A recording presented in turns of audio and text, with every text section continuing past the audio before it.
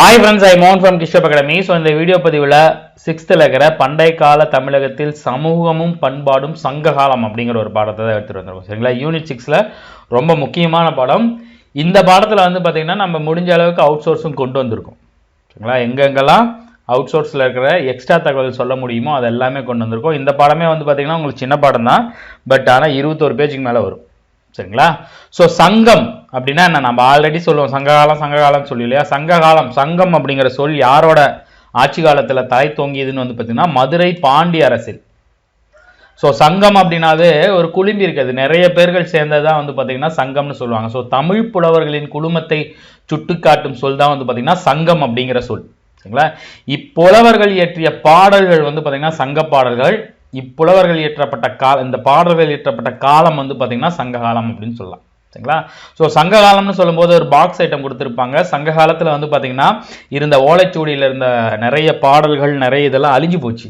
ஆனால் அதை முடிஞ்ச வரைக்கும் தேடி தேடி சேர்த்து அச்சிட்டு நமக்கு கொடுத்தவங்க வந்து பார்த்தீங்கன்னா ரொம்ப முக்கியமான 3 பேர், நிறைய பேர் அந்த வேலையை செஞ்சுருக்காங்க. ஆனால் முதல் முக்கியமான மூவர் யாருன்னு வந்து பார்த்தீங்கன்னா ஆறுமுக நாவலர்.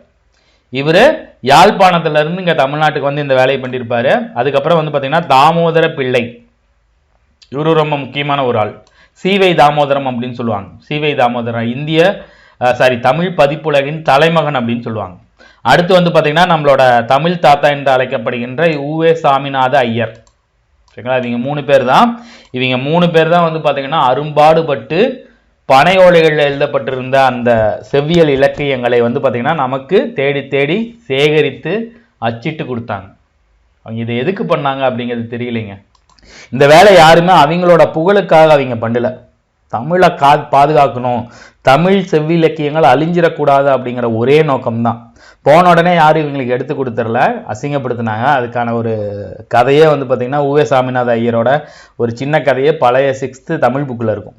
ரொம்ப இன்ட்ரெஸ்டிங்கான கதை. அதே மாதிரி சீவை தாமோதர பிள்ளையும் யாழ்ப்பாணத்திலிருந்து வந்து நிறைய இலக்கியங்களை வந்து பார்த்தீங்கன்னா தொகுத்து நம்மளுக்கு கொடுத்துருப்பாங்க, பார்த்து வச்சிங்க. சரிங்களா?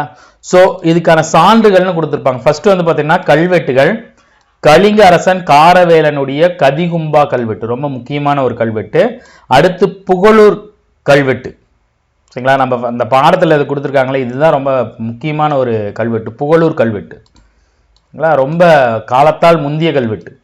சரிங்களா? அடுத்து அசோகருடைய 2ஆம் மற்றும் 13ஆம் பேராணை கல்வெட்டுகள். அசோகரோட கல்வெட்டுகள் நிறைய கல்வெட்டுகள் கண்டுபிடிச்சிருப்பாங்க. அதுல 2ஆம் மற்றும் 13ஆம் பேராணை கல்வெட்டுகள் தான் வந்து பார்த்தீங்கன்னா தமிழ் சமூகத்தை படம் பிடித்து காட்டக்கூடிய கல்வெட்டுகள். அதே மாதிரி மாங்குளம், அழகர்மலை, கீழவளவு ஆகிய ஊர்களில் உள்ள கல்வெட்டுகள். இது எல்லாமே மதுரை பக்கத்தில் இருக்குது. ஸோ மாங்குளம், அழகர்மலை, கீழ்வளவு எல்லாமே மதுரை பக்கத்தில் இருக்கிற கல்வெட்டுகள். நிறைய கல்வெட்டுகள் நம்மளுக்கு டவுன் சவுத்தில் கிடைச்சிருக்கு. இதோட இவங்க முடிச்சிருவாங்க. சரிங்களா? ஒரு பாக்ஸ் ஐட்டம் மாதிரி கொடுத்து இதோட முடிச்சிருவாங்க. இதை தான் நான் வந்து பார்த்தீங்கன்னா உங்களுக்கு முக்கியமானது, மற்ற பகுதிகளில் இடம்பெறாத முக்கியமான தகவல்கள் இதுலேருந்து எடுத்துகிட்டு வந்திருக்கோம். ஸோ கலிங்க அரசனோட கதிகும்பா கல்வெட்டை தான் ஃபர்ஸ்ட் பார்க்க போகிறோம். இதுதான் அந்த கல்வெட்டோட ஒரிஜினல் பாட்டு. இந்த கல்வெட்டு வந்து பார்த்தீங்கன்னா கிமு 2ஆம் நூற்றாண்டு. நல்லா பாருங்க, கிபி இல்ல, கிமு 2ஆம் நூற்றாண்டு. ஒடிசாவுக்கு பக்கத்தில் புவனேஸ்வர், அங்க இருக்கிற உதயகிரி அப்படிங்கிற இடத்தில் உள்ள கதிகும்பா குகையில் பிராமி எழுத்துக்களால் பொதிக்கப்பட்ட ஒரு கல்வெட்டு. ஸோ கலிங்கம் அப்படின்னா இப்ப இருக்கிற ஒடிசா, அதுதான் கலிங்க நாடு அப்படின்னு சொல்லுவோம். ஸோ அங்க ஆட்சி செய்த காரவேலன் அப்படிங்கிற அரசனோட கதிகும்பா கல்வெட்டு கிமு 2ஆம் நூற்றாண்டு உதயகிரியில் உள்ள ஒரு மலை குகை கதிகும்பா குகையிலிருந்து எடுத்திருக்காங்க. இது என்ன ஸ்கிரிப்ட்ல இருந்திருக்குன்னா பிராமி எழுத்துக்கள். பழைய தமிழ் எழுத்துக்களே வந்து பார்த்தீங்கன்னா தமிழ் பிராமி எழுத்துக்கள் தான் சொல்லுவாங்க. அது ஒரு ரைட்டிங் ஸ்கிரிப்ட். சரிங்களா? இந்த கதிகும்பா கல்வெட்டு எத்தனை வரிகளை கொண்டதுன்னு வந்து பார்த்தீங்கன்னா 17 வரிகளை கொண்டது. இது 17 லைனு. கிபி 2ஆம் நூற்றாண்டுன்னா எவ்வளோ நாளுன்னு பார்த்துங்க. சரிங்களா? அதாவது கிமு 200. நம்மளது வந்து பார்த்தீங்கன்னா கிமு 300 டு கிபி 300 வரைக்கும் அந்த சங்ககாலம் அப்படிங்கிற மாதிரி சொல்லுவாங்க. சரியா? ஸோ அது வந்து பார்த்தீங்கன்னா இது ரொம்ப காலத்தால் முந்தியது. இந்த கல்வெட்டு எதை பற்றி பேசுதுன்னா காரவேலனோட இராணுவ பயணங்கள், மத செயல்பாடுகள், அவனோட ஆட்சியோட பொது உள்கட்டமைப்புகள், சமூக கலாச்சார தகவல்களை பற்றி ஒரு முக்கிய ஆதாரமாக கொடுத்துருக்கும். சரிங்களா? ஸ்பெஷலி வந்து பார்த்தீங்கன்னா காரவேலனுடைய இராணுவ படையெடுப்புகள், சமண மதத்திற்கான அவரது பங்களிப்புகள் மற்றும் அரசின் திட்டங்கள் இந்திய வரலாற்றின் ஒரு முக்கிய ஆதாரமாக கருதப்படுது. இது வந்து பார்த்தீங்கன்னா தமிழ் சமூகத்தின் ஒரு முக்கிய கல்வெட்டாக கருதப்படுது. ஏன் அப்படின்னா 300 ஆண்டுகளாக இருந்த தமிழரசர்களின் கூட்டமைப்பை அழிச்சதா இவர் வந்து அவர் சொல்லியிருப்பார். அதாவது இங்க வந்து பாத்தீங்கன்னா மூவேந்தர்கள் இருப்பாங்க, சேரர், சோழர், பாண்டியர்னு சொல்லி 3 பேர் 3 ஏரியாவை ஆண்டுகிட்டு இருந்திருப்பாங்க. ஆனா வெளியிலிருந்து ஒரு போர் வரும்போது இவங்களுக்குள்ள ஒரு கூட்டமைப்பு ஒன்றுபட்டு அவங்க எதிர்த்திருக்காங்க. அந்த கூட்டமைப்பை 300 ஆண்டுகள் பழமையான ஒரு கூட்டமைப்பை தான் உடைச்சதா இவர் சொல்லியிருப்பார். 300 வருடமும் அது கொடுத்துருப்பாங்க, ஏதோ ஒரு இடத்துல கொடுத்துருப்பாங்க.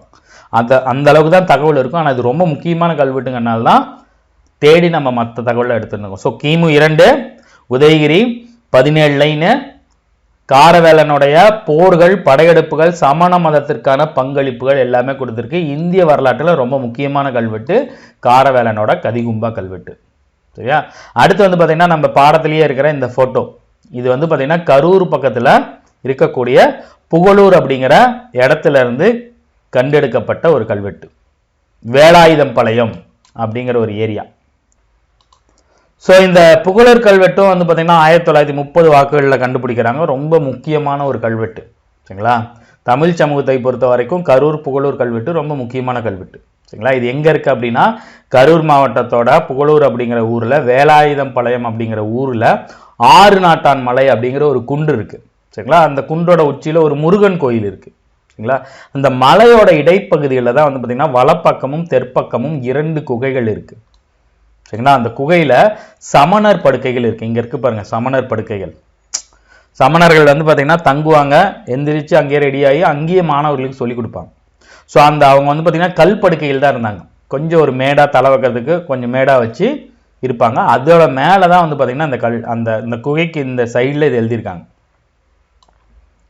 ரொம்ப முக்கியமான ஒரு கல்வெட்டு. சரிங்களா? ஸோ இந்த குகையில் இருக்கிற சமணர் படுக்கைகள் வந்து பார்த்தீங்கன்னா அந்த படுக்கையை அமைத்து கொடுத்த சேரனை பற்றியும் படுக்கையில் இருந்த சமண துறவிகள் பற்றியும் அங்குள்ள கல்வெட்டுகள் குறிப்பிடுது. ஸோ புகழூர் கல்வெட்டு கரூர்னாவே உங்களுக்கு சேரர்களோட இதில் தான் வந்துடும். சரிங்களா? ஸோ சேர மன்னன் இளம் கடுங்கோ அப்படிங்கிற ஒரு சமண துறவி ஒருவருக்கு குகை வாழிடம் ஒன்றை தானமாக வழங்கியதை குறிக்கவே இந்த கல்வெட்டு பதியப்பட்டதா சொல்லியிருக்காங்க. யாருன்னா இளம் கடுங்கோ. சரிங்களா? இளங்கோ அப்படின்னாவே சேரர்கள் மன்னர்கள் வந்துருவாங்க. இந்த கல்வெட்டுல 3 தலைமுறையை சேர்ந்த சேர மன்னர்களின் பெயர்கள் குறிப்பிடப்பட்டுள்ளது. சரிங்களா? அது யார் பேர்னு வந்து பாத்தீங்கன்னா கோ ஆதன், சொல்லிரும்பொறை, பெருங்கடுங்கோ, இளங்கடுங்கோ. யாரு? கோ ஆதன், சொல்லிரும் இரும்பொறை. இதெல்லாம் கொடுத்து கேள்விகள் கேட்கலாம். ஸோ அதனாலதான் நம்ம வந்து தேடி பிடிச்சி எக்ஸ்ட்ரா தகவல் எடுத்துட்டு வந்திருக்கோம். சரியா? ஸோ கோ ஆதன் சேரல் இரும்பொறையின் மகன் தான் வந்து பெருங்கடுங்கோ. இளங்கடுங்கோ பெருங்கடுங்கோவோட மகன். ஸோ தாத்தா, அப்பா, பையன் 3 பேர்த்த பற்றி சொல்லியிருக்காங்க. அதில் பேரன் தான் வந்து பார்த்தீங்கன்னா இந்த இதை கொடுத்துருக்காரு. பெருங்கடுங்கோட மகனான இளங்கடுங்கோ தான் அந்த சமண துறவிகளுக்கு அந்த குகையில் நீங்கள் தங்கிக்கலாம் அப்படின்னு சொல்லிட்டு அந்த இடத்த தானமாக கொடுத்ததற்கான ஒரு ஆதார சான்று.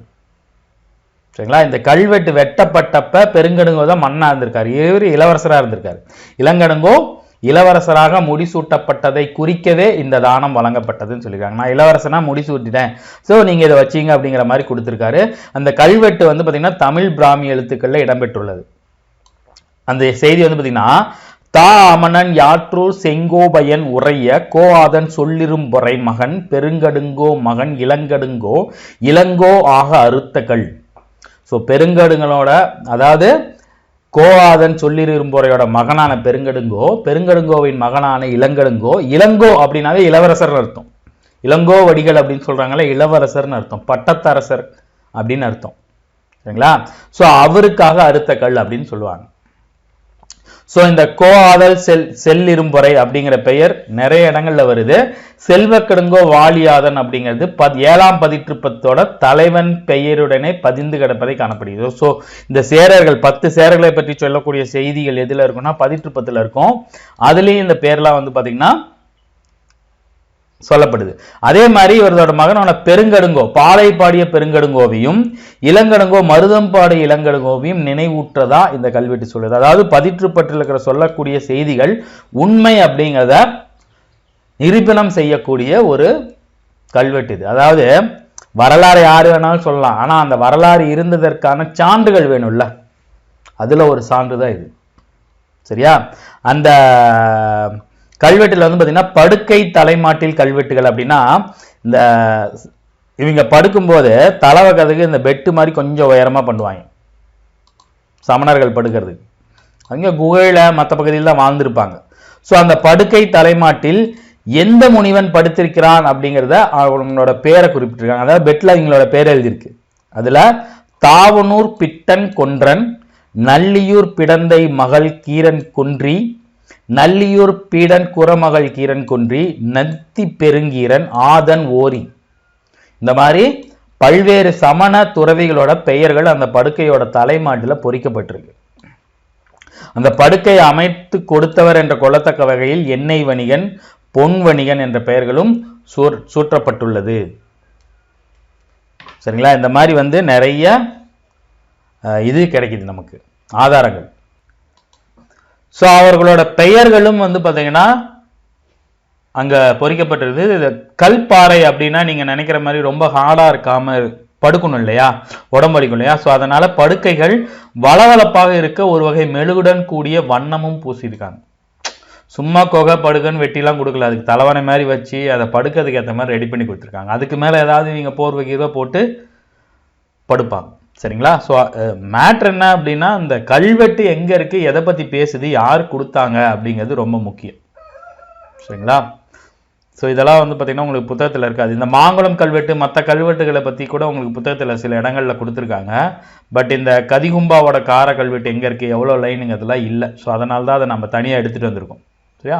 அடுத்து வந்து பார்த்தீங்கன்னா இன்னொரு முக்கியமான ஒரு வரலாற்று சான்று என்னன்னு வந்து பார்த்தீங்கன்னா, அசோகரின் 2ஆம் மற்றும் 13ஆம் பாறை கல்வெட்டுகள். இது ஒரு டிஎன்பிசி தேர்வு 2024 ஒரு டிஎன்பிசியில் கேட்டாங்க. சரிங்களா? தென்னிந்தியாவின் மூவேந்தர்களான பாண்டியர், சோழர்கள், கேரள புத்திரர்கள் மற்றும் சத்திய புத்திரர்களை பற்றி குறிப்பிடுகின்றன கொடுத்திருக்காங்க. ஸோ நம்மளுக்கு மூவேந்தர்கள் தெரியும். இந்த கேரள புத்திரர்கள் அப்படின்னு வர வேர்டு வந்து பார்த்தீங்கன்னா சேரர்களை குறிக்கிறது. சத்திய புத்திரர்கள் அப்படின்னு சொல்லக்கூடிய வேர்டு வந்து பார்த்தீங்கன்னா அதியமானை குறிக்கிறது. அதாவது வேளிர் குல தலைவர்கள், மூவேந்தர்கள், பெரிய வேந்தர்கள், அரசியல் அவங்களோட ஆட்சியின் கீழே பெரிய நாடு இருக்கும்போது அங்கங்க மலைகளை ஆண்ட கடையேழு வள்ளல்கள்னு சொல்லுவாங்க, வேளிர்கள், ஆயர்குல தலைவர்கள். அவங்களையும் வந்து பார்த்தீங்கன்னா அசோகர் வந்து பார்த்தீங்கன்னா தெரிஞ்சிருக்கு. அசோகர் வடநாட்டிலிருந்து வந்தவர். ஸோ தென்னிந்தியா வரும்போது இங்கே யார் யார் ஆண்டுட்டு இருக்காங்க அப்படிங்கிறத அந்த பாறை கல்வெட்டில் சொல்லியிருக்காரு, 2ஆம் பாறை கல்வெட்டு. ஸோ அவர் வந்து பார்த்தீங்கன்னா ஹிஸ்டரியில் அங்கங்கே எந்தெந்த பாறை கல்வெட்டில் என்ன சொன்னாங்க அப்படிங்கிறது நம்மளுக்கு தெளிவாக தெரியும். சரிங்களா? ஸோ 13ஆம் பாறை கல்வெட்டு வந்து பார்த்தீங்கன்னா கலிங்க போரின் பயங்கரமான விளைவுகளையும் அதனால் அசோகரின் மனமாற்றத்தையும் குறிப்பிடும். அதுலேயும் வந்து பார்த்தீங்கன்னா நம்ம தமிழ் சமூகத்தோட பாயிண்ட்ஸ்லாம் அங்கங்கே இருக்கும். சரிங்களா? ஸோ 2ஆம் பாறை கல்வெட்டு, இது 2 தான் தமிழர்களை பற்றி சொல்லக்கூடிய ஒரு கல்வெட்டு. 2ஆம் பாறை கல்வெட்டு வந்து பார்த்தீங்கன்னா ஒரு பேராணை கல்வெட்டு. சரிங்களா? தென்னிந்தியாவின் முக்கிய அரசர்களான பாண்டியர், சோழர்கள், கேரள புத்திரர்கள் மற்றும் சத்திய புத்திரர்களை பற்றி குறிப்பிடுகிறது. இந்த கல்வெட்டு அந்த அரசுகளுடன் அசோகர் கொண்டிருந்த உறவுகளை பற்றியும் அறிவுறுத்துகிறது. ஸோ அவர் ஒரு நல்ல டேர்ம்ஸ் அண்ட் கண்டிஷனை நம்ம தமிழ் மன்னர்கிட்ட மெயின்டைன் பண்ணிருக்கலாம். அதை பற்றி சொல்லக்கூடியது 2ஆம் பாறை கல்வெட்டு. இங்க பாருங்க, 2ஆம் பாறை கல்வெட்டு, 13ஆம் பாறை கல்வெட்டு, 12ஆம் பாறை கல்வெட்டு, இதெல்லாம் ஆப்ஷனில் வைப்பாங்க. யார் யார் எந்தெந்த கல்வெட்டில் என்ன மேட்ரு சொல்லியிருக்காங்கிறத மட்டும் லைட்டாக உள்வாங்கிக்கிங்க. ஸோ அடுத்து வந்து பார்த்தீங்கன்னா 13ஆம் பாறை கல்வெட்டு. இந்த கல்வெட்டு தான் வந்து பார்த்தீங்கன்னா அந்த கலிங்க போர் அப்படிங்கிறது இந்த ஒடிசாவில் நடந்த கலிங்க போர். ஒடிசானா கொஞ்சம் தமிழ்நாட்டுக்கு மேலே. சரிங்களா? ஸோ மிகப்பெரிய போர். அசோகர் அதில் ஜெயிச்சிடறாரு. ஆனாலும் அந்த கலிங்க போரில் ஏற்பட்ட உயிரிழப்புகளை பார்த்து தான் அவர் மனம் திருந்துறாரு.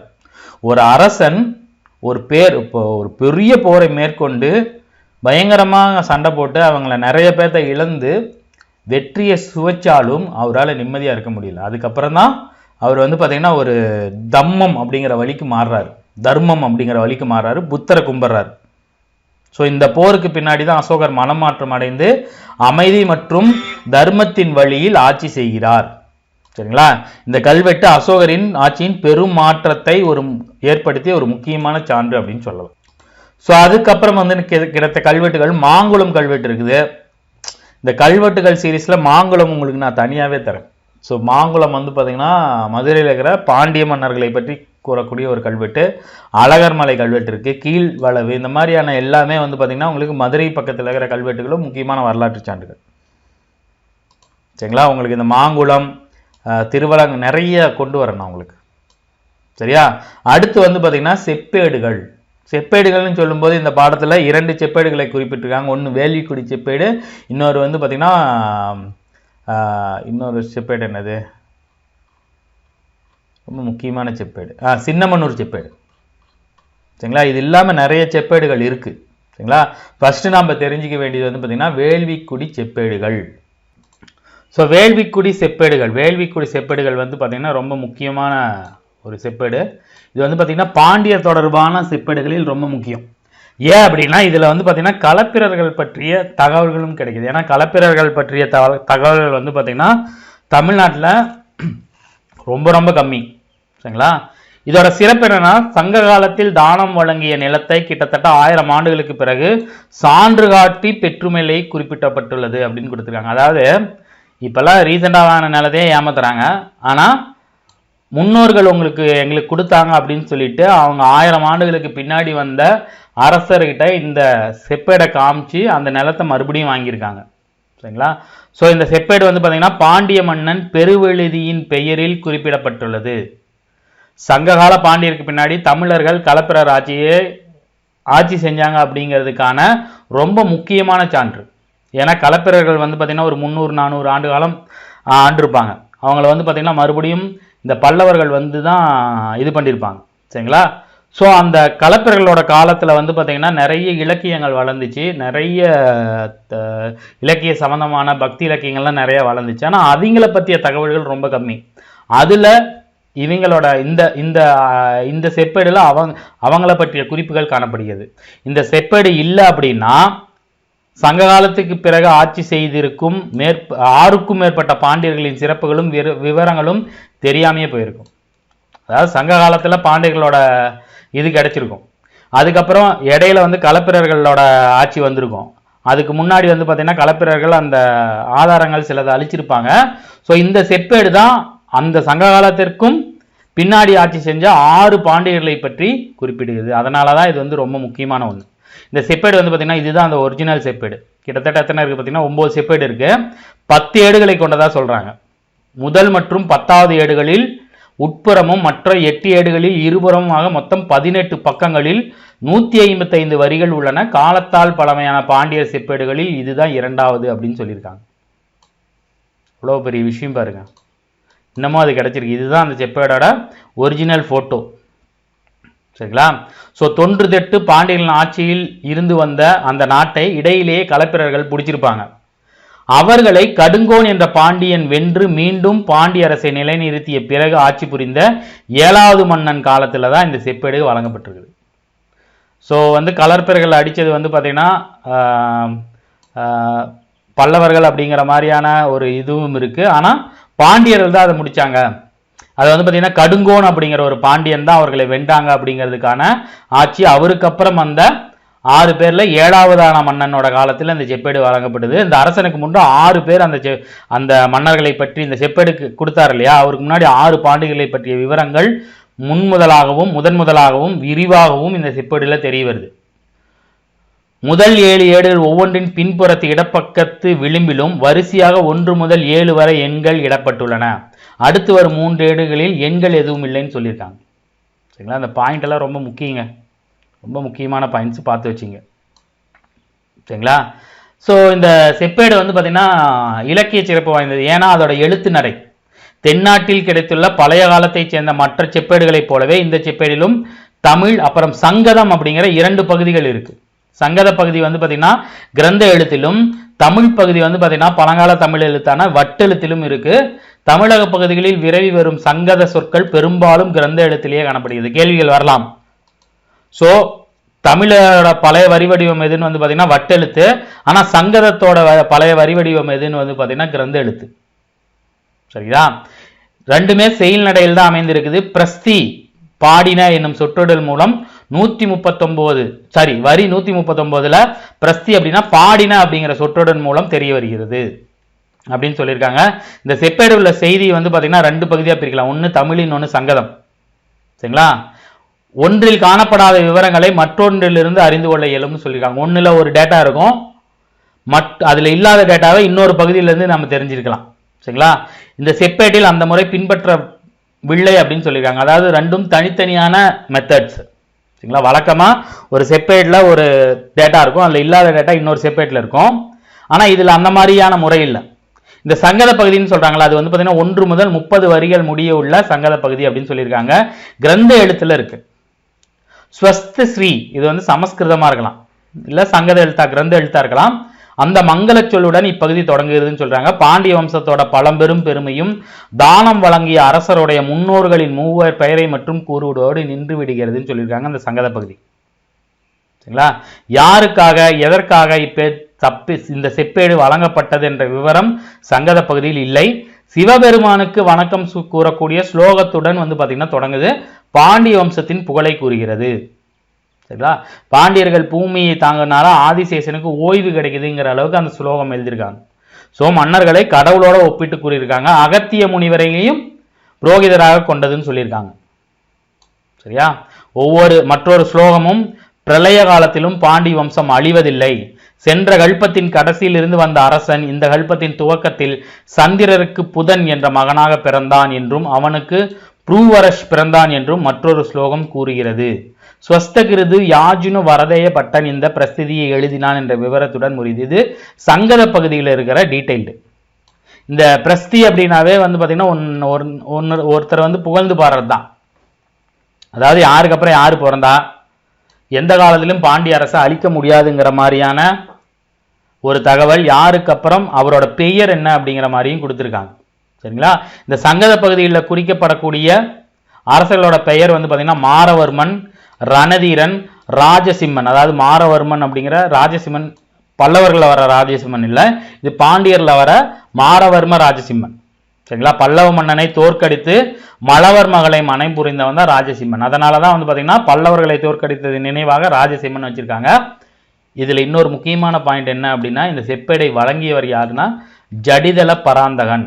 வந்து பாத்தீங்கன்னா நிறைய டிஎன்பிசி தேர்வுகளில் கேட்கப்பட்ட ஒரு கேள்வி. இவருக்கு இன்னொரு பேர் இருக்கு, அது நம்ம 12th ஹிஸ்டரியில போகும்போது படிப்போம். சரிங்களா? இந்த வேள்விக்குடி செப்பேடை பத்தி சில டீட்டெயில 12th கொடுத்துருப்பாங்க. சரி, 11th ஹிஸ்டரியில தென்னிந்தியா அப்படிங்கிற ஒரு பகுதியில் கொடுத்துருப்பாங்க. சரிங்களா? சங்கத பகுதி இதுவரையும் பார்த்தோம்.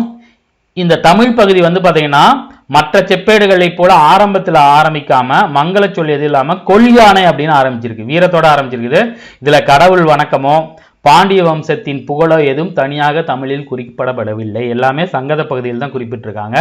தானம் பெற்ற பழைய கிராமத்தோட வரலாற்றோட தமிழ் செப்பேடு அந்த தமிழ் பகுதி தொடங்குது. சரிங்களா? வேள்விக்குடி அப்படிங்கிற ஊர் சங்க காலத்தில் பொது ஆண்டு 300 கிமு 300. சரிங்களா? கொற்கை கிளான் நற்கொற்றன் என்ற அந்தனருக்கு பலியாக முதுகுடி பெருவழுதி என்ற பாண்டிய மன்னனால் வழங்கப்பட்டுள்ளது. ஸோ வேள்விக்குடி செப்பேடோட அந்த வழங்கினது யாருன்னு வந்து பாத்தீங்கன்னா முதுகுடுமி பெருவழுதி. இந்த செப்போட கொடையாளர் யாருன்னு வந்து பாத்தீங்கன்னா ஜடியில பரந்தாகன். சரிங்களா? நடுவில் வந்து பாத்தீங்கன்னா கலப்பிரகட்ட ஆட்சி மாறி இருக்கும். சரிங்களா? அப்ப வந்து பாத்தீங்கன்னா அந்த கிராமத்தை வந்து பாத்தீங்கன்னா வேற அரசாங்கம் கைப்பற்றுது. மறுபடியும் பாண்டிய வம்சத்தோட ஆட்சி நிறுவப்பட்டதுக்கு அப்புறம் நெடுங்காலம் கழித்தும் கிட்டத்தட்ட 500 ஆண்டுகள் கழித்தும் அந்த ஊர்ல யாரு முதலில் தானம் பெற்றவுடைய வம்சத்துக்கு கிடைக்கவில்லை. பாண்டியர் ஆட்சி மறுபடியும் நிறுவப்பட்டதுக்கு அப்புறம் 6 அரசர்கள் காலம் முடிந்து 7ஆம் அரசரான பராந்தகன் நெடுஞ்சடையன், அதான் வந்து பாத்தீங்கன்னா ஜடிதல பராந்தகன். சரிங்களா? அவரோட ஆட்சியில முன்னர் தானம் பெற்ற அந்த வாரிசு செய்திகளை அரசிடம் கூறி மறுபடியும் பராந்தக சடையனோட காலத்துல 8ஆம் நூற்றாண்டுல வந்து பாத்தீங்கன்னா சான்றுகளை காட்டிய பிறகு அந்த அந்தனருக்கு கொடையாக கொடுத்தப்பட்ட அந்த நிலங்களை மறுபடியும் கொடுத்தாரு அப்படிங்கிறதோட சுருக்கம் தான். இதான் முதல்லயே வந்து பாத்தீங்கன்னா கொடுத்த நிலத்தை 1000 ஆண்டுகளுக்கு அப்புறமும் சான்று கொடுத்து திரும்பி பெற்றாங்க அப்படிங்கிறது. சரிங்களா? இந்த ஜடியில பராந்தகன் வந்து பாத்தீங்கன்னா 3வது ஆட்சி ஆண்டி. முதலில் தானம் பெற்ற கொற்கை கிளான் வழிவந்தவரில் ஒருவன் மதுரை மாநகரில் கொதித்தெழுந்து கூச்சலிட்டான். அதை கேட்ட அரசன் அவரை வரவசி என்ன அப்படின்னு கேட்கும்போது விவரத்தை அறிஞ்ச மன்னா ஆதாரம் கேட்டதுக்கு அப்புறம் ஆதாரத்தை குடித்து அதை திரும்ப பெற்றிருக்காங்க. சரிங்களா? நற்சிங்கன் என்னும் அவனும் அவ்விதமே எடுத்துக்காட்ட எங்க நிரூபிச்சு காட்டுன்னு கேட்டிருக்காரு. அவரும் வந்து பாத்தீங்கன்னா அதே மாதிரி நிரூபிச்சு காட்டி இந்த மாதிரி வழங்கப்பட்டதாக சொன்ன உடனே உத்தரவிட்டு நச்சிங்கன் மறுபடியும் தானம் பெற்று அந்த தானம் முழுவதையும் தனக்கே வச்சுக்காம ஒரு பகுதியை மட்டும் வச்சுக்கிட்டு பிற பகுதியை மற்றவங்களுக்கும் பிரிச்சு கொடுத்திருக்காரு. தானத்தை நிறைவேற்றுவதற்கு கரவந்தபுரத்து வாசியான மூவேந்த மங்கள பேரரையன் ஆன வைத்திய சிகாமணி மாறன் காரி என்பான் நியமிக்கப்பட்ட செய்தியும் கொடுத்திருக்காரு. அதாவது அதை வந்து மேற்பார்வையிடத்துக்கு ஒரு அதிகாரியும் நியமிச்சிருக்காரு. அவரோட பேர் வந்து பாத்தீங்கன்னா வைத்திய சிகாமணி மாறன். சரியா? இந்த பிரஸ்தி பாடியவன் வந்து பாத்தீங்கன்னா சேனாதிபதி ஏனாதியான தாத்தன் சாத்தான் செப்பேட்டில் பொறித்தவன் கந்த சுத்த சேகரி பெரும்பண்ணைக்காரன் எழுத்தனுக்கும் சில நிலங்கள் வழங்கப்பட்டதாக குறிக்கிறது. அதாவது ரொம்ப டீட்டெயில்டான ஒரு ஆவணம், நில ஆவணம். 1000 வருஷம் கழிச்சு அதை அழியாம திரும்ப வாங்கியிருக்காங்கன்னா அதோட சிறப்பை பார்த்துங்க. அதனாலதான் வேள்விக்குடி செப்பேடு ரொம்ப ரொம்ப முக்கியம். ஸோ இந்த பாடத்தில் குறிப்பிடப்படுற இன்னொரு செப்பேடு வந்து பார்த்தீங்கன்னா சின்னமன்னூர் பெரிய செப்பேடு. இதுவும் பாண்டிய மன்னனான 2ஆம் ராசசிம்மன் வெளியிட்ட செப்பேடு. 7 ஏடுகளை கொண்டதாக சொல்றாங்க. இதுல ரொம்ப முக்கியமானது என்னது பார்த்தீங்கன்னா தலையாங்கணத்து செருவென்ற பாண்டிய நெடுஞ்செழியனோட வெற்றியை பற்றி குறிப்பிடக்கூடிய ஒரு செப்பேடு. சரிங்களா? அவர் மட்டும் இல்லாம அரிகரி பரசாங்கு மாரவர்மன், அதற்கு பின்னாடி வந்து அவரோட வழித்தோன்றலான 1ஆம் வரகுணன், ஸ்ரீ மாரவர்ம பல்லவன், சடையவர்மன், 2ஆம் வரகுணன் போன்ற பாண்டிய மன்னர்களின் குலமரபும் எடுத்து சொல்லப்பட்டதுன்னு கொடுத்திருக்காங்க. இது கேள்வி வந்திருக்கு. சின்னமன்னூர் செப்பேடு தலையாங்கணத்தை செருவென்ற பாண்டிய நெடுஞ்செழியனை பற்றியும் 1ஆம் வரகுணனை பற்றியும் சொல்றதா 11th பாடத்திலேயே வரும். சரிங்களா? அங்க நம்ம இன்னும் டீட்டெயிலாக பார்ப்போம். ஸோ அதுக்கப்புறம் வந்து பார்த்தீங்கன்னா நாணயங்கள் வந்து பார்த்தீங்கன்னா சேர சோழ பாண்டியர்கள் குறுமன்னர்கள் வெளியிட்ட நாணயங்கள், புதைவிடங்கள், நறுகற்கர்கள் கொடுத்துருக்காங்க. இது அங்கங்கே வரும். அப்புறம் அகழ்வாய்வுன்னு போகிற ஆதிச்சநல்லூர், அரிக்கமேடு, கொடுமணல், புகார், கொற்கை, அழகன்குளம், உறையூர் இதெல்லாம் நம்ம தனித்தனியாக பார்ப்போம். அதாவது சங்க காலத்தை பற்றிய ஆய்வுகள். இதை தான் வந்து அங்கேயும் இப்படி சிம்பிளாக கொடுத்துருப்பாங்க. இங்கே பாருங்க, இங்கே இப்படி சிம்பிளாக கொடுத்தது தான் நான் உங்களுக்கு வந்து பார்த்தீங்கன்னா ஒரு 5 பேஜ் வர மாதிரி ஃபுல் டீட்டெயில் எடுத்துகிட்டு வந்திருக்கு. சரிங்களா? அதுக்கப்புறம் இலக்கிய சான்றுகள், தொல்காப்பியம், 8 தொகை, 10 பாட்டு, 14 கீழ்கணக்கு, மேல்கணக்கு, சரிங்களா, பட்டினப்பாலை, மதுரை காஞ்சி, சிலப்பதிகாரம், மணிமேகலை, அயல் நாட்டவர்களின் குறிப்புகள் ரொம்ப முக்கியம். அதில் ஒவ்வொருத்த பற்றியும் தனித்தனியாக பார்க்கலாம். ஃபர்ஸ்ட் வந்து பார்த்தீங்கன்னா எரித்திரிய கடலின் பெரிபுலஸ், இதுதான் அதோட ஒரிஜினல். மாடர்ன் வெர்ஷன் கொஞ்சம் கலரில் வந்து ட்ரை பண்ணியிருக்காங்க. இப்படி தான் இருந்திருக்கும். இது வந்து பார்த்தீங்கன்னா கிபி 1ஆம் நூற்றாண்டு, கிட்டத்தட்ட கிபி 100 ஒரு 1900 வருஷத்துக்கு முன்னாடி எழுதப்பட்டது. கிரேக்க ரோமன் கடல் பயண நூல் இது அப்படின்னு சொல்லியிருக்காங்க. செங்கடல், அரேபிய கடல் மற்றும் இந்திய பெருங்கடல் வழியாக மேற்கொள்ளப்பட்ட வர்த்தக பாதைகள், துறைமுகங்கள், வர்த்தக பொருட்கள் பற்றிய விரிவான தகவல். இங்கே பாருங்க, இந்தியா அவங்க ட்ரா பண்ண இந்தியா அப்பயே வந்து இந்த மாதிரி வரைஞ்சிருக்காங்க அப்படின்னா எவ்வளோ பெரிய விஷயம் பார்த்துங்க. ரொம்ப பெரிய விஷயம். யோசிச்சு பாருங்க, ஒரு 1900 வருஷத்துக்கு முன்னாடி அந்த மேப்பை ஓரளவுக்கு மேட்ச் பண்ணி போட்டிருக்காங்க. சரிங்களா? இந்த நூல் வந்து பார்த்தீங்கன்னா ரோமானிய கடல் வர்த்தகத்தின் முக்கிய தகவல்களை தரும் ஆதாரங்களில் ஒன்று. பெரிபிளஸ் அப்படின்னா கடல் வழி பயணம் அல்லது கடல் பயண விவரிப்பு அப்படின்னு அர்த்தம். எரித்திரியன் கடலா பெரிபுலஸ் அப்படிங்கிறதே ஒரு தமிழ் வேர்டு தான். தமிழ் பாடத்தில் நீங்கள் அதை படிக்கலாம். சரிங்களா? இதோட ஆசிரியர் பெயர் தெரியல, ஆனால் அவர் ஒரு கிரேக்க வணிகராக இருக்கலாம் அல்லது எகிப்தில் வசித்த ஒரு கிரேக்கராக இருக்கலாம் அப்படின்னு சொல்லியிருக்காங்க. இதோட இந்த நூலில் இந்த பெரிபுலஸ் இந்த இதில் வந்து பார்த்தீங்கன்னா செங்கடல், ஏடன் வளைகுடா, மேற்கிந்திய பெருங்கடல், வர்த்தக வழித்தடங்கள், துறைமுகங்கள், வணிக பொருட்கள், பயணம் பற்றிய விவரங்கள் எல்லாத்தையும் இதில் கொடுத்துருக்காங்க. பண்டைய இந்திய பெருங்கடல் வர்த்தகத்தின் சமகால மற்றும் விளக்கமான கணக்கை வழங்கும் முதன்மையான ஆதாரம் இது. பழங்கால வணிக தொடர்பு அப்படின்னா இதுல தமிழர்களோட வணிக தொடர்பும் கண்டிப்பா வந்திருக்கும். கொற்கை, முசிறி இதை பத்திலாம் இதுல குறிப்பிட்டிருப்பாங்க. இங்க பாருங்க, இந்தியான்னு வரும்போது அப்ப தமிழ்நாட்டில் இருக்கக்கூடிய இந்த வர்த்தக ஏரியா ரொம்ப முக்கியம். இந்த வர்த்தக ஏரியா அதை நீங்க நோட் பண்ணி இதுல 1ஆம் நூற்றாண்டிலேயே இதுல வந்து பாத்தீங்கன்னா விவரிச்சு எழுதியிருக்காங்க. சரியா? அடுத்து வந்து பாத்தீங்கன்னா பிலினியோட இயற்கை வரலாறு, இதுவும் அதோட மாடர்ன் வெர்ஷன் தான். அதாவது இதே மாதிரி தான் எழுதியிருப்பார், லத்தீன்ல இருக்கும் அது. சரிங்களா?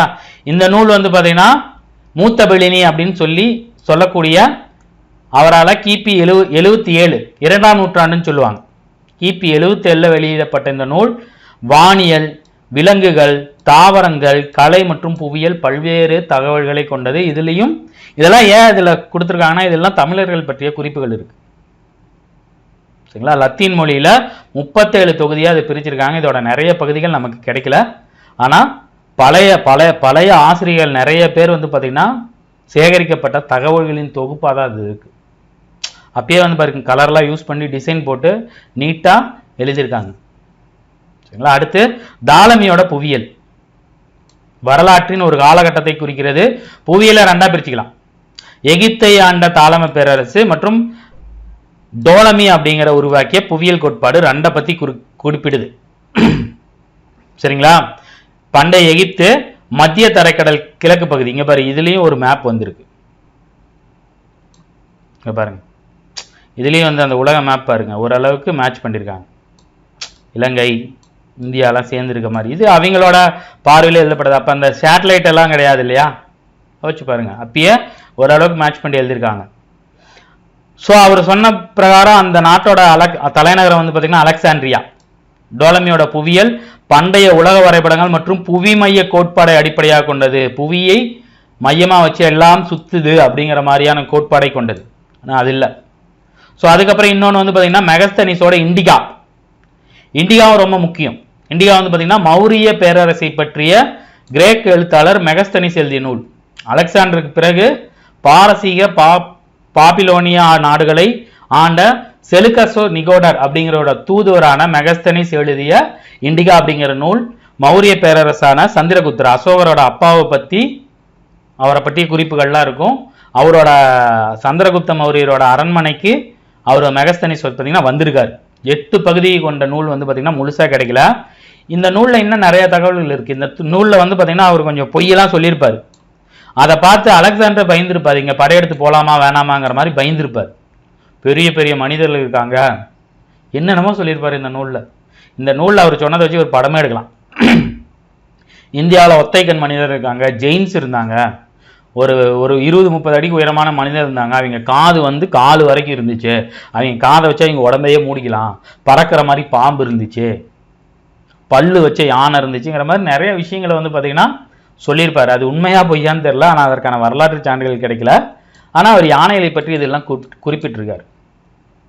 அடுத்து நம்ம சங்க காலத்தோட கால அளவுன்னு பார்த்தீங்கன்னா கிமி 3ஆம் நூற்றாண்டு முதல் கிபி 3ஆம் நூற்றாண்டு, இது வரை ரொம்ப முக்கியம். அப்ப தமிழகத்தோட புவி பரப்புனா வடக்கே வேங்கடம்னா திருப்பதி, தெற்கே கன்னியாகுமரி, கிழக்குலையும் மேற்குலையும் கடல் எல்லைன்னா கேரளாலாம் உள்ள வந்திருக்கும். கேரளா, ஒரிசாலாம் கொஞ்சம் உள்ள வந்திருக்கும். நம்மளோட காலம் பார்த்தீங்கன்னா இரும்பு காலம், பெருங்கற்கால பண்பாடு, முடியாச்சுன்னா மன்னருக்கு அப்புறம் அவர் மன்னன், அவர் மன்னனுக்கு அப்புறம் அவர் தம் பையன், அவருக்கு அப்புறம் அவர் பையங்கிற மாதிரி போயிருக்கும். அரச வம்சங்கள் எதுனா உங்களுக்கு தெரியும், சேரர், சோழர், பாண்டியர், அவங்கள பற்றி தான் டீட்டெயிலாக பார்க்க போகிறோம். ஸோ ஒரு தமிழில் ஒரு கேள்வி கேட்டாங்க, அதே மாதிரி யூனிட் 6ல் ஒரு கேள்வி கேட்டாங்க. புறநானூற்றின் நிறைய பாடல்களை மொழிபெயர்த்தவர் யாருன்னு பார்த்தீங்கன்னா ஜார்ஜ் எல் கார்ட்டர். அவர் என்ன சொல்லியிருக்காரு அப்படின்னா, தமிழ் மொழி லத்தீன் மொழி அளவிற்கு பழமையானது அப்படிங்கிற கருத்தை சொல்லியிருக்கார்.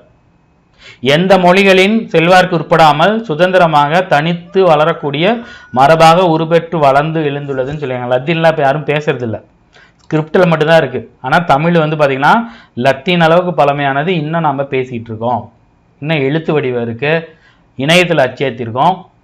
தமிழை அழிக்கவே முடியாது, யார் நினைச்சாலும் தமிழ் அழிக்க முடியாது. தமிழனுங்கிறது நம்ம பெருமை கொள்ளணும், புரியுதுங்களா? நம்மளோட மொழி கிமு 3ஆம் நூற்றாண்டு முதல் கிபி 3ஆம் நூற்றாண்டு வரை, அதாவது சங்க காலத்தோட அளவு. இதுக்கு அப்புறமும் இன்னும் இருக்கு இப்போ வரைக்கும், சரிங்களா? அடுத்து பார்த்தீங்கன்னா சங்க காலத்தை ஆண்ட மூவேந்தர்கள் யாரும் பார்த்தீங்கன்னா சேர சோழ பாண்டியர். அவர்களோட அவர்களை பற்றி தான் பார்க்க போகிறோம். இதுதான் பார்த்தீங்கன்னா சேரர்கள் கேரளா பகுதி ஆண்டிருப்பாங்க, இந்த பகுதியும் சேர்த்து. பாண்டியர்கள் மதுரையிலேருந்து டவுன் சவுத் வரைக்கும். சோழர்கள் இந்த பக்கம் சென்னை கீழே உறையூர், இதெல்லாம் சோழர்கள். இங்க பாருங்க தகடூர், இதெல்லாம் அதிகமான ஆட்சி செஞ்சுட்டு இருந்தார். ஜம்பை, இங்க நிறைய நாம கல்வெட்டு எடுத்திருக்கோம். புதுக்கோட்டை, குமாரி அப்படிங்கிறது குமரி கன்னியாகுமரி, முசிறி அப்படிங்கிறது கேரளாவில் இருக்கதா சொல்லப்படுறாங்க. சேரர்களோட ஒரு துறைமுகம். அவங்களோட தலைநகரமாக கரூர், இன்றைய கரூர். சரிங்களா, இங்கே கொடுமணல் இருக்கு. சரியா, இதுதான் மூவேந்தர்களின் ஆட்சி பகுதி. அதில் ஃபர்ஸ்ட் நாம் பார்க்க போகிறது யாருன்னு வந்து பார்த்தீங்கன்னா சேரரை பற்றி. சேரர்கள் தமிழகத்தை மத்திய மற்றும் வடக்கு திருவாங்கூர், கொச்சி, தெற்கு மலபார், கொங்கு மண்டலம் ஆகியவற்றை ஆண்டு வந்தனர். இங்க பாருங்க, வடக்கு திருவாங்கூர், கொச்சி, மத்திய மற்றும் தெற்கு மலபார், கொங்கு மண்டலம், கரூர், கோயம்புத்தூர், திண்டுக்கல்லோட சில பகுதிகள், சரிங்களா, நாமக்கல், இதெல்லாம் இவங்களுக்கு கீழே தான் வரும். சேலமே சேரலுக்கு கீழே வரலாம். சேலமே வந்து கொங்கு மாநாட்டோட கொங்கோட ஒரு பகுதியாக தான் சொல்லுவாங்க. சரிங்களா. ஸோ சேர அரசர்களை பற்றி 10 சேர அரசர்களை பற்றி கூறக்கூடிய நூல் எதுன்னு வந்து பார்த்தீங்கன்னா 18. அது ஒரு பாலாந்தனையில் இயற்றப்பட்டது. எல்லா 10 சேர அரசர்களை பற்றிய குறிப்புகள் இருக்கும். அதில் முதல் 10ம் கடைசி 10 நம்மளுக்கு கிடைக்கல. 10 பாடல். சரியா. சேர அரசன் செங்குட்டுவன் வட இந்தியாவின் மீது, ஏன்னா சேரர்களில் புகழ் பெற்றவர்னு வந்து பார்த்தீங்கன்னா சேரன் செங்குட்டுவன். அவர் வந்து பார்த்தீங்கன்னா வட இந்தியா வரைக்கும் படையெடுத்து போயிட்டு வந்திருப்பாரு. சிலப்பதிகாரத்தின் காவியம் பாத்திரமான கண்ணகிக்கு எங்க இமயமலையிலிருந்து கல் எடுத்துட்டு வந்து இங்க செஞ்சாரு அப்படிங்கிற மாதிரி தெரிய வருது. எங்கேருந்து எங்கே போயிருக்காங்க பாருங்க, இமயமலைக்கு போய் அங்கே ஜெயிச்சுக்கிட்டு அங்கேருந்து கல் எடுத்துக்கிட்டு வந்து இங்கே கண்ணைக்கு சிலை செஞ்சிருக்காரு. அதே மாதிரி இது ஒரு டிஎன்பிசி தேர்வு. பத்தினி தெய்வ வழிபாட்டை அறிமுகம் செய்தவர் இளங்கோவடிகள். சரிங்களா. சேரன் செங்குட்டுவனோட தம்பி. அவரு தான் சிலப்பதிகாரத்தையும் இயற்றியிருப்பார். சிலப்பதிகாரத்தோட ஆசிரியர். சேரல் இரும்பொறை அப்படிங்கிற இன்னொரு முக்கியமான ஒரு அரசர் இருந்தார். அவரோட பெயர்ல நாணயங்களை வெளியிட்டிருக்காரு. கேள்விகள் வரலாம். தன்னுடைய பெயரில் நாணயங்களை வெளியிட்ட சேர அரசர் யாருன்னு வந்து பார்த்தீங்கன்னா சேரல் இரும்பொறை. அவரோட சில நாணயங்கள்ல அவரோட சின்னமான வில்லம்பு இடம்பெற்றுச்சு, பொறிக்கப்பட்டிருக்கு. ஸோ அடுத்து வந்து பார்த்தீங்கன்னா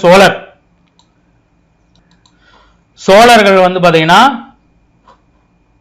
வடவேங்கடம்னா திருப்பதியிலிருந்து இந்த பக்கம் திருச்சி, புதுக்கோட்டை, தஞ்சாவூர், சரிங்களா, இந்த பகுதிகள் எல்லாம் ஆண்டவர். அவங்களோட இதில் வந்து பார்த்தீங்கன்னா சென்னையும் சிலது வரும். சென்னை, திருவள்ளூர், திருச்சி, தஞ்சாவூர், புதுக்கோட்டை, மயிலாடுதுறை, நாகப்பட்டினம், இதெல்லாம் இவங்களுக்கு கீழே தான் வரும். சோழ நாட்டின் மையப்பகுதியாக காவிரி கலிமுக பகுதியாக தான் திருச்சி, தஞ்சாவூர் இருந்துச்சு. சோழர்களில் மிகவும் புகழ்பெற்றனா இவர் தான். த கிரேட் கரிகாலன் அணை கட்டின கரிகாலன், த கிரேட் அணைக்கட்டுன்னு சொல்லக்கூடிய இன்ன வரைக்கும் பயன்பாட்டில் இருக்குதுங்க. எவ்வளோ பெரிய விஷயம் பாருங்க.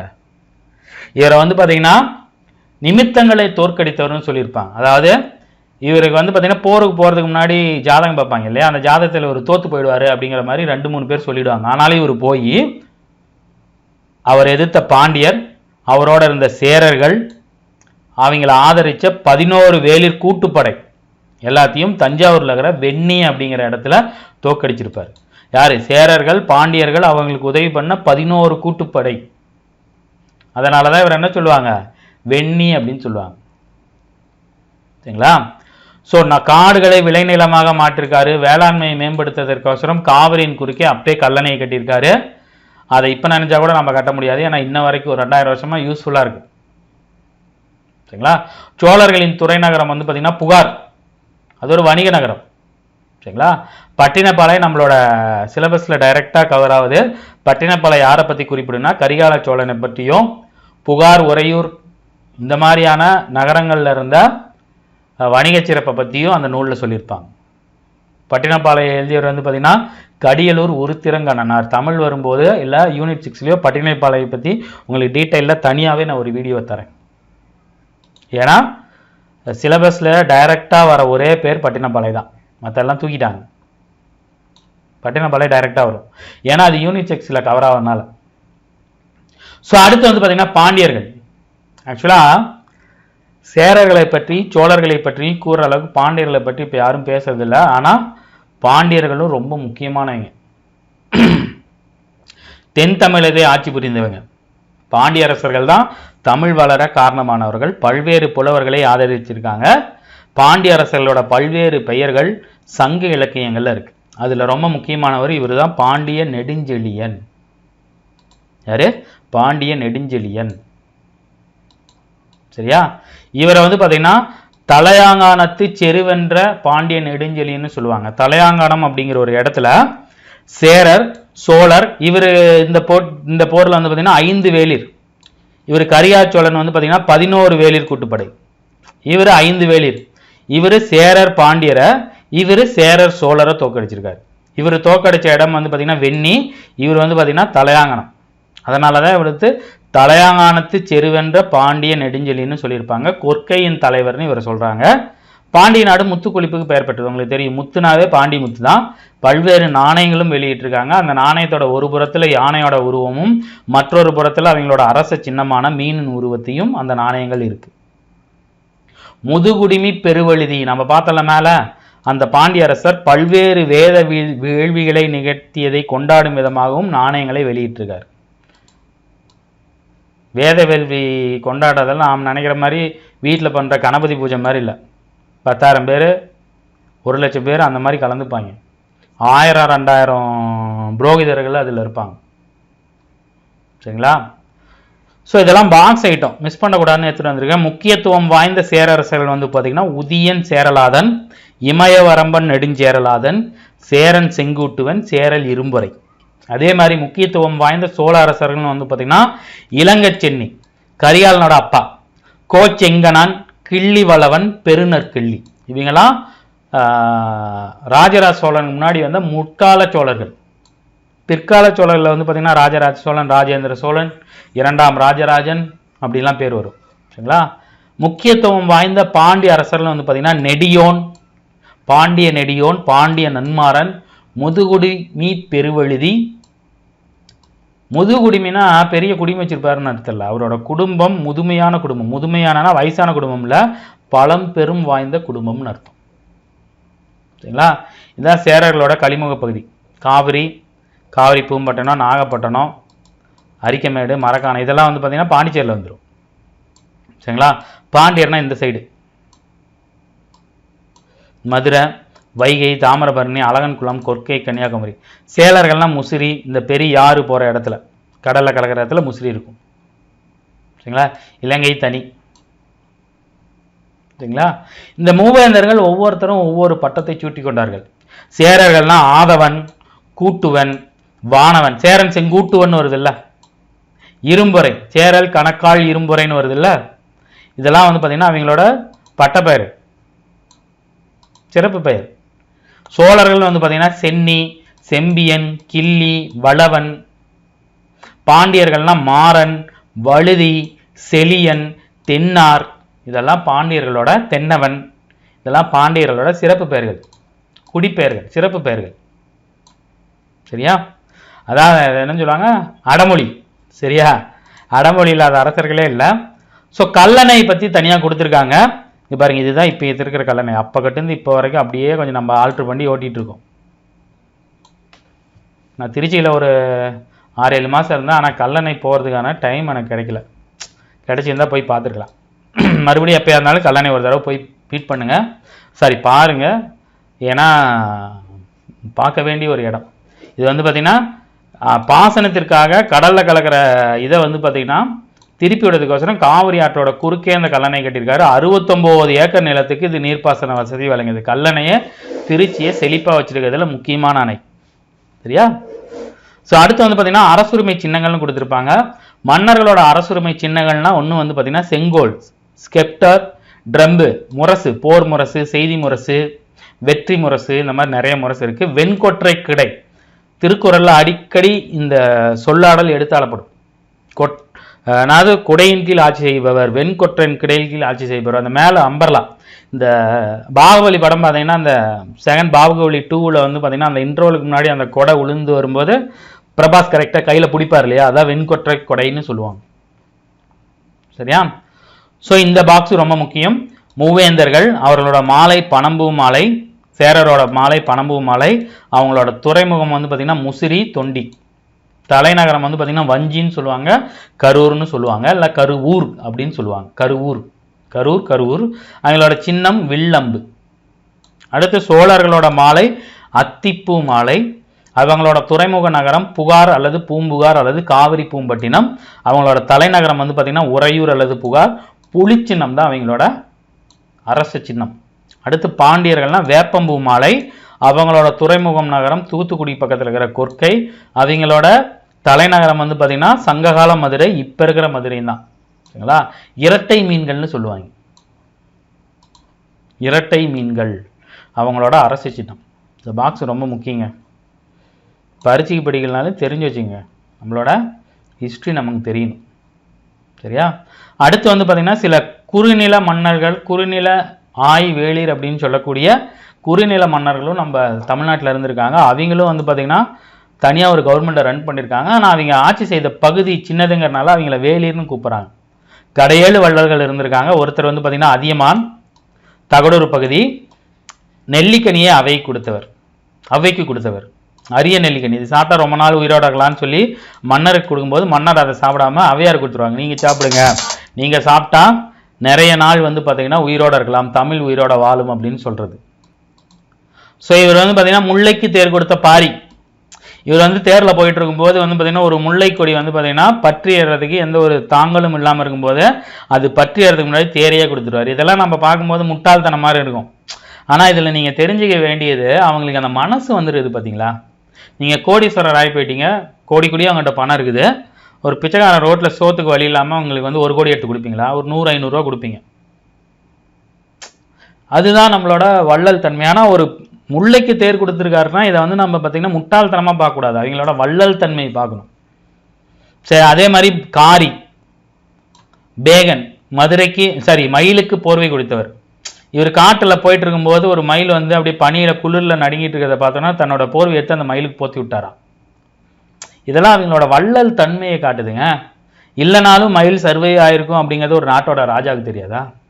அதே மாதிரி அண்டிரன், ஓரி, காரி, நள்ளி, இவங்க ஒவ்வொருத்தரும் வந்து பார்த்தீங்கன்னா ஒவ்வொரு குடை கொடுத்துருக்காங்க. இதில் ஒருத்தர் வந்து பார்த்தீங்கன்னா புலவர்களுக்கு பொருள் கொடுத்துருக்காரு, ஒருத்தர் வந்து பார்த்தீங்கன்னா நாடு கொடுத்துருக்காரு, ஒருத்தர் வந்து பார்த்தீங்கன்னா மாணிக்கம் கொடுத்துருக்காரு. இந்த மாதிரியான இந்த கடையேழு வள்ளல்கள் அதியமான், பாரி, காரி, ஓரி, அண்டிரன், பேகன், நள்ளி, இவங்க எல்லாமே இன்னும் நிறைய கடையேழு வள்ளல்கள் இருந்திருக்காங்க. ஸோ இவங்களையும் குறிச்சிட்டு இருக்காங்க. இவங்களை வந்து பார்த்தீங்கன்னா குறுநில மன்னர்கள்னு சொல்லுவாங்க. வேளிர், கிளார். சரிங்களா? இந்த சேர சோழர் பாண்டியர்கள் இல்லாம சுதந்திரமான நெஞ்சுரம் மிக்க குறுநில மன்னர்களும் இருந்திருக்காங்க. அவங்களோட ஆட்சி பகுதி குறுகியது, அதனால வேளிர்னு சொல்லுவாங்க. அப்படிங்கிற பழந்தமிழ் சொல்லு ஆயர் அப்படிங்கிற ஆய்நிறை மேய்ப்பவர்கள், மலையில ஆநிறை மேய்க்கக்கூடிய மக்கள், அதோட அரசன் அதான் அண்டிரன். சரியா? ஸோ அது இல்லாம மன்னர்கள், அந்த மன்னர்கள் அப்படின்னா நீங்க நினைக்கிற மாதிரி இல்லை, அந்த ஆயரோட மன்னர்களோட முக்கியமான பேர் வந்து பார்த்தீங்கன்னா அந்திரன், திதியன், நன்னன். சரிங்களா? கடையேடு வள்ளல்கள் பாரி, காரி, ஓரி, பேகன், அண்டிரன், அதியமான், நள்ளி, இவங்க வந்து பார்த்தீங்கன்னா தமிழ் புலவர்களுக்கு நிறைய பண்ணியிருக்காங்க. அதியமானை பற்றி ஔவையார் நிறைய எழுதியிருப்பாங்க. பாரியை பற்றி ஒருத்தர் எழுதியிருப்பார். சரியா? கொடுப்பதற்கு பொருள் இருக்கிறதா இல்லையா என்று கூட கொடுப்பவன் அதியன் அப்படின்னு சொல்லியிருப்பாங்க. புலவர்களின் வறுமை அவரோட வறுமைன்னு ஒருத்தர் சொல்லியிருப்பாரு. ஸோ இந்த மாதிரி சொல்லுவாங்க. இந்த இடத்துல கிளார்னு வர்றது வந்து பார்த்தீங்கன்னா கிராமத்தோட தலைவர்கள். சரிங்களா? ஸோ இதோட இந்த சங்ககால இவங்களோட இது முடிஞ்சிடும். ஆனால் இவங்களை பற்றி வந்து பார்த்தீங்கன்னா அசோகரோட பேராணையிலேயே அதியமானை பற்றி குறிப்பிட்டிருக்குன்னா இவங்க அந்த இடத்துல எந்த அளவுக்கு ஆட்சி செஞ்சுருப்பாங்கன்னு பாருங்கள். ஒரு தனி கவர்மெண்ட் நடத்தியிருக்காங்க. சரியா? அடுத்து சங்ககால அரசமைப்பு, ஆட்சி அமைப்பு. சரியா? ஸோ அரசுரிமை எப்படி இருந்திருக்குன்னா அரசர் வந்து கோன்னு சொல்லியிருக்காங்க. கோ அப்படின்னா அரசன், கோன் அப்படிங்கிற சொல்லோட சுருக்கம். அதே மாதிரி வேந்தன், மன்னன், கொற்றவன், இறைவன், அரசன், இதெல்லாமே அரசரை குறிக்கக்கூடிய ஒரு சொல் தான். சரிங்களா? பொதுவாக ஆட்சி புரிஞ்சிட்டு இருக்கிற அரசரோட மூத்த மகனை தான் வந்து பார்த்தீங்கன்னா அடுத்த அரியணை ஏறுவார். பட்டச்சூட்டப்படக்கூடிய விழா வந்து பார்த்தீங்கன்னா அரசு கட்டி ஏறுதல் அல்லது முடிசூட்டு விழான்னு சொல்லுவாங்க. சரிங்களா? பட்டத்து இளவரசர் வந்து பார்த்தீங்கன்னா கோமகன் சொல்லுவாங்க. பிரின்ஸ் அப்படின்னா கோமகன். அவங்களுக்கும் இளையவர்கள் அவங்கள வந்து பார்த்தீங்கன்னா யுவராஜாம்பாங்களா, அவங்க பற்றி இளங்கோ, இளஞ்செழியன், இளஞ்சேரல் அப்படின்னு சொல்லியிருப்பாங்க. சரிங்களா? அரசர் தினந்தோறும் அவையை கூட்டி என்ன பிரச்சனை நடக்குது அப்படிங்கிற மாதிரி காது கொடுத்து எல்லா வழக்கையும் தீர்த்து வைப்பார். அதை வந்து பார்த்தீங்கன்னா நாலவைன்னு சொல்லுவாங்க. அரசவையை நாலவை, காலையிலேயே கூட்டுருவாங்க, சாயந்தரம் வரையும் போகும். அரசனோட வருமானம் வந்து பார்த்தீங்கன்னா வரிகள், முக்கியமாக வந்து பார்த்தீங்கன்னா நிலவரி, அதை தவிர சுங்கவரி, கப்பவரி, தண்டம் எல்லாத்தையும் வசூல் பண்ணியிருக்காங்க. அதை வந்து பார்த்தீங்கன்னா அந்த வரியை பார்த்தீங்கன்னா இறை அப்படின்னு கூட சொல்லுவாங்க. உனக்கேன் செலுத்த வேண்டும் இறை திரை அப்படிங்கிறாங்கல்ல, அதெல்லாம் வரி தான். அரசர்களும் வீரர்களும் வீரக்கலல் அணிந்திருக்காங்க. வீரக்கலல்னா காலில் ஒரு காப்பு மாதிரி இருக்கும், அதை அணிஞ்சிருக்கீங்க. அந்த அணிந்தவர்களோட பேர் வந்து பார்த்தீங்கன்னா அதில் இருக்கும், சாதனைகள் பொறிக்கப்பட்டிருக்கும். அரசர்கள் ஒற்றர்களை வச்சுருந்தாங்க. ஒற்றர்களை வச்சு நாட்டுக்குள்ளே என்ன நடக்குது, வெளிநாட்டில் என்ன நடக்குது அப்படிங்கிறதையும் தெரிஞ்சுக்கிட்டாரு. அதே மாதிரி போரின் போது புறமுதுகு விட்டு சாவது அவமானம் அப்படின்னு அவங்களுக்கு தெரியும். புறமுதுகு அதாவது முதுகுல அவங்களுக்கு காயம்பட்டுருச்சுன்னா அரசர்கள் சாகும் வரை உண்ணாவிரதம் வந்து உயரமாத்திருப்பாங்க. அதான் வந்து பார்த்தீங்கன்னா வடக்கிருந்து உயிர் நீத்தல்னு சொல்லுவாங்க. வடக்க நோக்கி சாப்பிடாம கொள்ளாம அப்படியே உக்காந்து சூரிய உதயத்தை பார்த்துட்டு செத்து போயிடுது. எத்தனை நாள் ஆனாலும் சாப்பிடாம வடக்கிருந்து உயிர் நீத்தல் எவ்வளோ பெரிய வீர பண்புன்னு பார்த்துங்க. அவர் வீரமாக கூட போராடி இருக்கலாம், அந்த போராட்டத்தில் தோத்துருக்கா, தோத்ததுனால செத்துறாங்க. அங்கே சாவாமல் என்னை விட்டுட்டானே, என் முதுகுல அடிபட்டுச்சு அப்படின்னு சொல்லிட்டு. கோப்பெருஞ்சேலன் ஒரு அரசர் வந்து பார்த்தீங்கன்னா அப்படி தான் உயிர் திறந்திருப்பார், வடக்கிருந்து உயிர் நிறுத்திருப்பார். கோப்பெருஞ்சேலனுக்கும் சீத்தலை சாத்தனார்னு நினைக்கிறேன், 2 பேத்துக்கும் இருக்கிய அந்த ஒரு இதை பற்றி பேசியிருப்பாங்க சங்க இலக்கியம். சரியா, வடக்கிருந்து உயிர் நீத்த கோப்பெருஞ்சோழன். சரியா, அடுத்து சபை. இந்த அரசவை அரசரோட அரியாசனம் வந்து பார்த்தீங்கன்னா இப்படி தான் இருக்கும். அரசரோட ஆசனத்தில் அந்த அரியணையில் உட்காந்து தான் அவர் வந்து அரசவை புரிவார், ஆட்சி புரிவார். அரசரை சுற்றி வந்து பார்த்தீங்கன்னா அதிகாரிகள் இருப்பாங்க. ஸோ அந்த அரியணையில் அவர் ஏறினதுக்கு அப்புறம் அரசவை சுற்றி அவரை அலுவலர்கள், அதிகாரிகள், சிறப்பு விருந்தினர்கள், புலவர்கள் எல்லாரும் இருப்பாங்க. ஸோ அரசரோட கடமைகளாக 5 வகை கடமைகள் அப்படிங்கிற மாதிரி இந்த இடத்துல குறிப்பிட்டிருக்காங்க. கல்வி கற்பதை ஊக்குவிப்பது, சடங்குகளை நடத்துவது, பரிசுகள் வழங்குவது, மக்களை பாதுகாப்பது, குற்றவாளிகளை தண்டிப்பது. சரிங்களா, தூதுவர்கள் அரசரால் பணியில் அமர்த்தப்பட்டனர். தூதுவர்களோட முக்கிய பணி என்ன அப்படின்னு வந்து பார்த்தீங்கன்னா மற்ற ராஜ்யங்கள்கிட்ட போய் பேசுறது. சரிங்களா, நிர்வாகிகள் இருந்தாங்க, அவங்களுக்கு அரசருக்கு உதவி பண்ணாங்க. தமிழ் புக்கில் வந்து பார்த்தீங்கன்னா ஒரு இடத்துல கொடுத்துருப்பாங்க, சிலப்பதிகாரம்னு நினைக்கிறேன், சிலப்பதிகாரத்திலேயும் மணிமேகலையே கொடுத்துருப்பாங்க, 5 பெருங்குழு என் பேராயம் அப்படின்னு சொல்லிட்டு. இந்த 5 பெருங்குழுவில் வந்து பார்த்தீங்கன்னா படைத்தளபதி, தூதுவர்கள், ஒற்றவர்கள், அப்புறம் வந்து பார்த்தீங்கன்னா சடங்கு செய்பவர், இந்த மாதிரி இருப்பாங்க. என் பேராயம்னா 8 உறுப்பினர்களை கொண்ட குழு, 5 பெருங்குழு என் பேராயம். சரியா, அடுத்து படைன்னு வரும்போது இராணுவத்தை வந்து பார்த்தீங்கன்னா 4 பிரிவாக பிரிச்சிருப்பாங்க. ஒன்று வந்து பார்த்தீங்கன்னா காலாட்படை, இன்னொன்று குதிரைப்படை, தேர்ப்படை, மற்ற யாருக்கிட்டையும் இல்லாத ஒரு படை வந்து தமிழ் தலைவர்கிட்ட இருந்துச்சு, தமிழ் அரசர்கிட்ட இருந்துச்சு. என்னென்னு வந்து பார்த்தீங்கன்னா யானைப்படை. ராஜராஜ சோழன், ராஜேந்திர சோழன்லாம் 10,000 யானையை கொண்ட ஒரு படை வச்சிருந்தாருன்னா அப்படின்னா பார்த்துங்க, 10,000 யானை. இப்போ ஒட்டுமொத்தமாகவே இந்தியாவில் நீங்கள் கணக்கு எடுத்தீங்கன்னா 10,000 யானை இருக்காது. ஆனால் அவர் தமிழ்நாட்டில் ஒரு படையில் 10,000 படை வச்சிருக்காரு. சரிங்களா, படைத்தலைவர் வந்து பார்த்தீங்கன்னா தளபதி, சேனை அப்படின்லாம் இப்போ சொல்கிறாங்களே, அப்போ வந்து பார்த்தீங்கன்னா தானை தலைவன் அப்படின்னு சொல்லுவாங்க. தானை தலைவன் அப்படின்னா படைத்தலைவர், சேனை தலைவர், தானை தலைவர் அப்படின்னு சொல்லுவாங்க. நம்மகிட்ட நிறைய ஆயுதங்கள் இருந்துச்சு, வாள், கேடயம், தோமரம், எரியீட்டி, ஈட்டி, வில், அம்பு. தோமரம் அப்படின்னா சற்று தொலைவில் இருந்த எதிரின் மீது ஏவுகணை போன்று வீசப்படுவது. இந்த பாகுபலி படத்துல காட்டியிருப்பாங்க, பிரபாஸ் வந்து பாகுபலி 1ல் ஒரு கல் மாதிரி வச்சு ஒன்று எரிவார் தெரியுதுங்களா, 2 பக்கம் கல்லை வச்சு கட்டி நடுவில் துணி வச்சு அந்த துணி எரிச்சு அனுப்புவாங்க. சரிங்களா, அது வந்து ராஜமௌலியோட கற்பனை. ஆனால் அந்த கல்லெறியில் தான் வந்து பார்த்தீங்கன்னா தோமரம் அப்படின்னு சொல்லுவாங்க, அது நம்ம கிட்ட இருந்துச்சு. ஆயுதங்களை வைத்திருந்த இடம் வந்து பார்த்தீங்கன்னா படைக்கொட்டில் அப்படின்னு சொல்லுவாங்க. நான் வணங்கக்கூடிய முருகன் பெருமானுக்கு வந்து பார்த்தீங்கன்னா 6 படை வீடு அப்படின்னு சொல்லுவாங்களா, அந்த 6 படை வீடுகளுமே படை கொட்டில்களாக இருந்ததாக தான் வந்து பார்த்தீங்கன்னா சங்க இலக்கியங்களை குறிப்பிட்டிருக்காங்க. சரிங்களா, படை கொட்டில் அப்படின்னா படை இருக்கிற இடம்.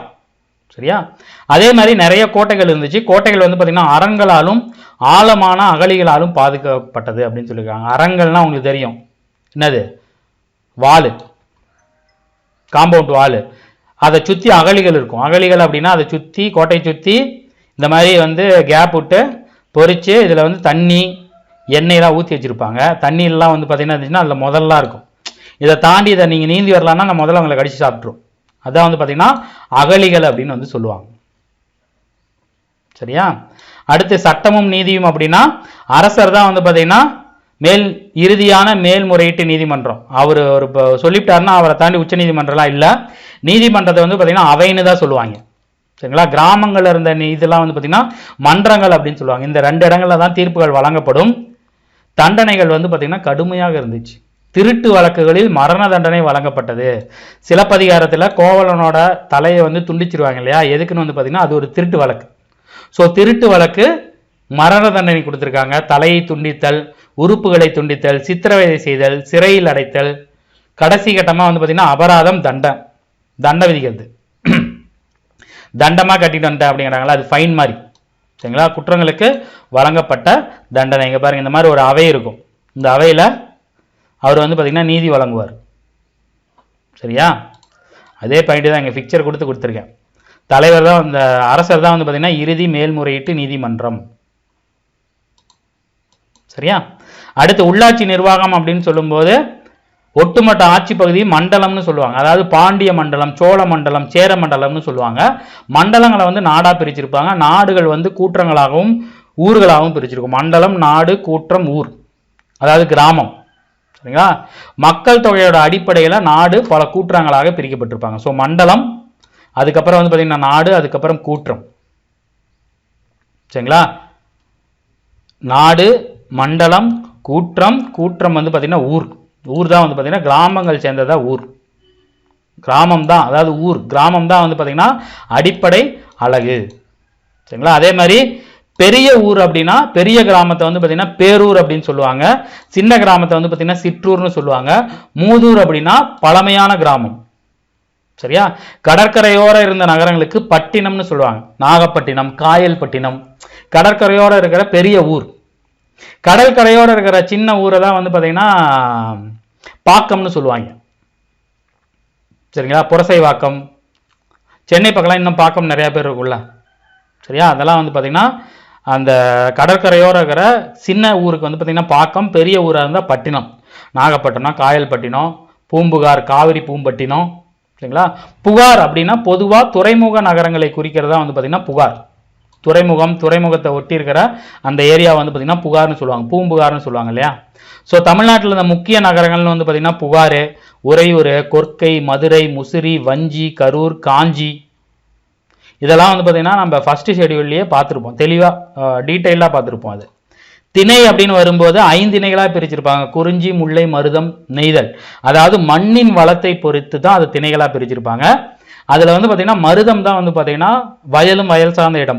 நன்சை நிலங்கள் நிறையா இருக்கும். சரிங்களா? அங்கே வளம் நிறையா இருந்துச்சுன்னா அது நஞ்சை அப்படின்னு சொல்லுவாங்க. மென்புலம், மென்மையான மண்ணை கொண்ட புலம். அங்கே வந்து பார்த்தீங்கன்னா நெல், கரும்பு, வாழை இந்த மாதிரியான இதெல்லாம் விளையும். நெய்தல் அப்படின்னா மண் வந்து கொஞ்சம் புன்சை நிலம். சரிங்களா? அதாவது சங்ககால இலக்கியங்களில் கடலும் கடல் சார்ந்த பகுதியும்னு சொல்லுவாங்க. ஆக்சுவலாக அது வந்து பார்த்தீங்கன்னா மண்ணும் வன்புலம். அது வந்து பார்த்தீங்கன்னா கொஞ்சம் ஈரப்பதம் கம்மியாக இருக்கிற மண்கள். கொஞ்சம் பார்த்தீங்கன்னா வறண்ட மழையை பொறுத்து தான் அங்கே வந்து பயிர்கள் விளையும். இதுவே நஞ்சை நிலம்னா அவங்களுக்கு வந்து பார்த்தீங்கன்னா ஆற்றுப்பகுதி, கிணறு, ஆறு, இந்த மலை அதெல்லாம் வந்து செழிப்பாக இருக்கக்கூடியது தான் வந்து பார்த்தீங்கன்னா நன்சை. தானியங்கள், பருப்பு, நெல், கரும்பு இந்த மாதிரி நிறைய நம்ம விளைவிச்சிருக்கிறோம். சரிங்களா? பெண்களின் நிலை தான் சங்ககால பெண்கள் வந்து பார்த்தீங்கன்னா இந்த கால நவீன பெண்களோட சுதந்திரம் அதிகமாக இருந்துச்சு. சமூக வாழ்வில் பெண்களுக்கு கட்டுப்பாடு இல்லை. ஆரம்ப காலகட்டங்களில் தமிழ் சமூகங்கள் எல்லாமே தாய் வழி குடும்பங்களாக தான் இருந்துச்சு. அறிவு கூர்மையுடைய நிறைய பெண்கள் இருந்தாங்க, நிறைய புலவர்கள் இருந்தாங்க, பெண் புலவர்கள் இருந்தாங்க. ஒக்கூர் மாசத்தியார், ஔவையார், காக்கை பாடினியார், காவர் பெண்டு, இந்த மாதிரி நிறைய பெண் புலவர்களும் இருந்தாங்க. இன்னொரு முக்கியமான ரீசன் பாருங்க, முக்கியமான ஒரு பாயிண்ட், திருமணம் சொந்த விருப்பத்தை சார்ந்தது. ஒரு பொண்ணு வந்து கல்யாணம் பண்ணிக்கணும்னு ஆசைப்பட்டு சொன்னாதான் கல்யாணம் பண்ணி வைப்பாங்க. கல்யாணம் பண்ணுங்கிற கட்டாய நிலை சங்க காலத்தில் இல்லை. அதுக்கப்புறம் வந்து பார்த்தீங்கன்னா இந்தியாவில் ஜாதி முறைகள் அப்படிதான் வளரும்போது பெண்களோட நிலை கொஞ்சம் கீழாக போயிடுச்சு. பெண்களின் மிகச்சிறந்த ஒழுக்கமாக கருதப்பட்டது எதுன்னு வந்து பார்த்தீங்கன்னா நட்பு தான் பெண்களின் மிகப்பெரிய சிறந்த ஒழுக்கம். பெற்றோரோட சொத்துக்கள் அது மாதிரி மகனுக்கும் மகளுக்குமே சமமான பங்குகள் இருந்துச்சு அப்படின்னு சொல்றாங்க. ஸோ சமய நம்பிக்கைகள்னு வரும்போது நம்ம ஆரம்ப காலகட்டங்களில் வந்து பார்த்தீங்கன்னா நம்ம திணை வைத்து கடவுள் வழிபாடு இருந்துச்சு. மாயோன் அல்லது சேயோன், மக்களின் முதன்மை கடவுள் வந்து பார்த்தீங்கன்னா முருகப்பெருமான் தான், சேயோன் அப்படின்னு சொல்லுவாங்க. அடுத்து வந்து பார்த்தீங்கன்னா ஏனைய கடல்களாக சிவன் இருந்தாரு, மாயோன்னு சொல்லக்கூடிய விஷ்ணு இருந்தாரு, இந்திரன், வருணன், கொற்றவை, இதுதான் வந்து பார்த்தீங்கன்னா கொற்றவை தெய்வம். இங்க பாருங்க இந்த போட்டோவில் இருக்கு இல்லையா, இதுதான் வந்து பார்த்தீங்கன்னா கொற்றவை தெய்வத்தோட பழைய ஒரு கல் சிலை, புடைப்பு சிற்பமா இருக்கு. கொற்றவை அப்படின்னா போர்க்கடவுள்னு சொல்லுவாங்க. நடுகள் வழிபாடு வழக்கத்தில் இருந்துச்சு. அதாவது அந்த கிராமத்துக்கோசரமோ அந்த ஊருக்கோசரமோ போரிட்டு ஆணிரைகளை கவரும் போது போர் புரிந்து வீரமரணம் அடைந்தவங்களுக்கு நடுகள் வச்சிருப்பாங்க. இந்த நடுகள் வழக்கத்தை பற்றி தொல்காப்பியத்திலேயே சொல்லியிருப்பாங்க. அந்த நடுகள் தெய்வங்கள் தான் வந்து பார்த்தீங்கன்னா பிற்காலத்தில் வந்து பார்த்தீங்கன்னா நாட்டார் தெய்வங்களாக மாறுது. இப்போ ஒவ்வொரு வீட்டிலையும் ஒவ்வொருத்தருக்கும் குலதெய்வம்னு ஒன்று இருக்கும். அந்த குலதெய்வம் அப்படின்னா நம்மளோட இருந்து நம்மளோட முன்னோர்கள் நம்மளுக்காக முன்னாடி வாழ்ந்து இறந்தவங்களை தான் நம்ம குலதெய்வமாக கொண்டாடுறோம். ஸோ எல்லோரும் அவங்க குலதெய்வத்தை கண்டிப்பாக வழிபடணும். ஸோ இந்த நடுகளில் இருந்து தான் அந்த குலதெய்வ வழிபாடு நாட்டார் தெய்வ வழிபாடுகள் வந்துச்சு. ஆரம்ப காலகட்டங்களில் சைவம் வைணவம் எழுச்சி பெறதுக்கு முன்னாடி நம்ம வந்து பார்த்திங்கன்னா பௌத்தம் சமணம், அதுக்கு முன்னாடி ஆசீவிகம் அப்படின்னு ஒன்று இருந்துச்சு. வெள்ளை யானை, வெள்ளை பாம்பு, ஆசீவிக கடவுள் தான் வந்து பார்த்தீங்கன்னா விநாயகரே. சரிங்களா? சங்ககால தமிழகத்தில் ஜாதி முறை வளரல. ஜாதி முறை வந்து பார்த்தீங்கன்னா இல்லை, இந்த அளவுக்கு இல்லை. ஒப்பீட்டளவில் வர்ண சிராசம முறை வந்து பார்த்தீங்கன்னா தென்னாட்டில் பின்னாடி வந்தது தான். தொழிலை அடிப்படையாக கொண்டு இவன் பிராமணன், இவன் சத்திரியன், இவன் சூத்திரன், இவன் வைசியன் அப்படின்னு பிரிச்சிருந்த அந்த கேவலமான வர்ண சிராசிரம முறை பிற்காலத்தில் தான் வந்துச்சு, சங்க காலத்தில் இல்லை. சரிங்களா? எல்லாரும் சமமாக இருந்தாங்க. தொழிலின் அடிப்படையில் பிரிச்சிருப்பாங்க. இவன் விவசாயிகள், இவன் குடியானவர்கள், இவர் வணிகர்கள்னு பிரிச்சிருப்பாங்க. ஆனால் அந்த தீவிரமான வர்ண சிராசிரம முறை சங்க காலத்தில் இல்லை. சரிங்களா? அதற்கு அப்புறம் தான் வந்து பார்த்தீங்கன்னா வர்ண சிராசிரம முறை வந்ததுக்கு அப்புறம் தான் வந்து பார்த்தீங்கன்னா அப்பா தொழில் செய்கிறவங்க அதே தொழில் தான் செய்யணும், தொழிலை மாற்றுக்கிறது ஒரு பெரிய ஒரு தண்டனை மாதிரி பேசிட்டு இருந்தாங்க. சரிங்களா? அதெல்லாம் பிற்காலத்தில் வந்தது. சங்க காலத்தில் ஜாதி முறை வளரலை. நம்ம ரொம்ப அறிவார்ந்த சமூகங்க. சரிங்களா? அப்படிதான் இருந்திருக்கும். ஸோ உடை அணிகலன் வரும்போது பொருளாதார வசதி மிக்கவர்கள் மஸ்லின் பட்டு மற்றும் நேர்த்தியான பருத்தி இலை துணிகளான ஆடைகளை அணிந்தாங்க. இதான் வந்து பார்த்தீங்கன்னா மஸ்லின் பட்டு. ரொம்ப இதாங்க கொடுத்துருக்காங்க பாருங்க, பாம்பின் தோலை காட்டிலும் மென்மையான துணிகளை கலிங்கம் பட்டி குறிப்பிடுகிறது. சாதாரண மக்கள் 2 துண்டு அணிஞ்சிருக்காங்க, மேலே ஒன்று இடுப்பில் ஒன்று. பெண்கள் புடவை கட்டியிருக்காங்க. அதே மாதிரி மஸ்லின் அப்படிங்கிற பட்டு வந்து பார்த்தீங்கன்னா வங்கத்திலையும் தமிழகத்திலையும் இருந்திருக்கு. அதாவது 50 மீட்டர் துணியை ஒரு நெருப்டிக்குள்ளே அடைச்சிட முடியும் அப்படின்னு சொல்லுவாங்க. அதுதான் மஸ்லின். அப்படின்னா எவ்வளோ சாஃப்டாக இருந்திருப்பாருங்க, பாம்பு தோல் மாதிரி இருக்குமா, ரொம்ப சாஃப்டாக இருக்குமா, அதை தான் கலிங்கம்னு சொல்லுவாங்க.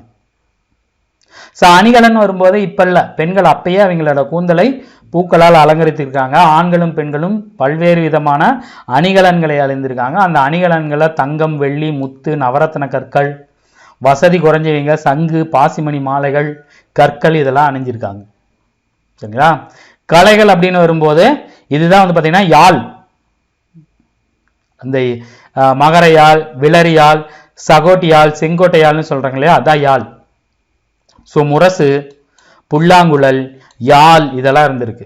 கரியால் சோழனே வந்து பார்த்தீங்கன்னா 7 சுரங்களை குறித்து பெரும்புலவை பெற்றிருந்தான் அப்படின்னு பட்டினப்பாளையில் சொல்றாங்க. அதனால தான் அவரை வந்து பார்த்தீங்கன்னா ஏலிசை வல்லான் அப்படின்னு சொல்லுவாங்க. 7 இசைகளை இசைக்கக்கூடிய வல்லமை பொருந்திய வல்லான் அப்படின்னு சொல்லுவாங்களாம். சரிங்களா? பாடல்களை பாடக்கூடிய புலவர்களை பாணர், விரலியர் அப்படின்னு சொல்லுவாங்க. விரல்கள் எல்லாம் மீட்டுறாங்கல்ல, அதான் விரலியர். சரிங்களா?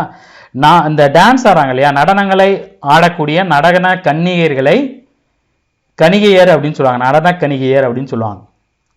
ஸோ நாட்டுப்புற நாடகத்தை வந்து பார்த்தீங்கன்னா கூத்து, அதுக்கப்புறம் பிற்காலத்தில் அது தெருக்கூத்தா மாறிருந்துச்சு.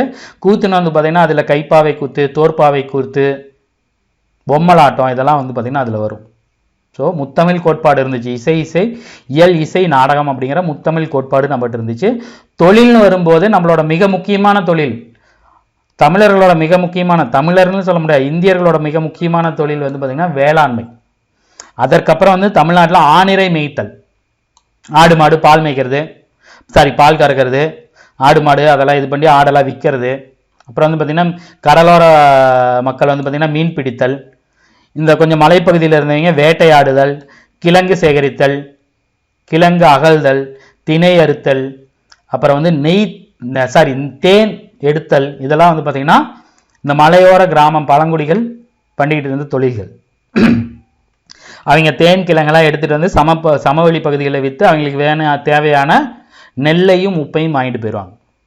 சரிங்களா? அதே மாதிரி தமிழகத்தில் சங்ககால தமிழகத்தில் கைவினை தொழில் செய்கிறவங்க நிறைய பேர் இருந்தாங்க. தச்சர், இரும்பு கொள்ளர், பொற்கொள்ளர், மண்பாண்டம் செய்கிறவங்க அவங்களும் இருந்திருக்காங்க. வேளாண்மைக்கு ஈக்குவலாக நெசவு தொழில் இருந்திருக்கு. நெசவு செய்வது விவசாயம் செய்வோரின் மிக பொதுவான பகுதி நேர தொழிலாக இருந்துச்சு. காலையிலேயே நீங்கள் வயலுக்கு போயிட்டு வந்துட்டீங்கன்னா கொஞ்சம் மதியம் சாயந்தரம்லாம் கொஞ்சம் ஃப்ரீயாக இருக்கும்போது நெசவு தொழிலும் அவங்க பண்ணியிருக்காங்க. நெசவு தொழில் நிறைய பேர் வந்து பார்த்திங்கன்னா பகுதி நேர தொழிலாகவும் பலருக்கு அன்றாட முழு நேர தொழிலாகவும் இருந்திருக்கு. இன்ன வரைக்கும் நம்ம இந்த ட்ரெஸ் மேனுஃபேக்சரிங்கில் தமிழ்நாடு தான் டாப்பில் இருக்குது இந்திய லெவலில். மகாராஷ்டிரா இருக்கும், மகாராஷ்டிராவுக்கு அப்புறம் நாம் வருவோம்.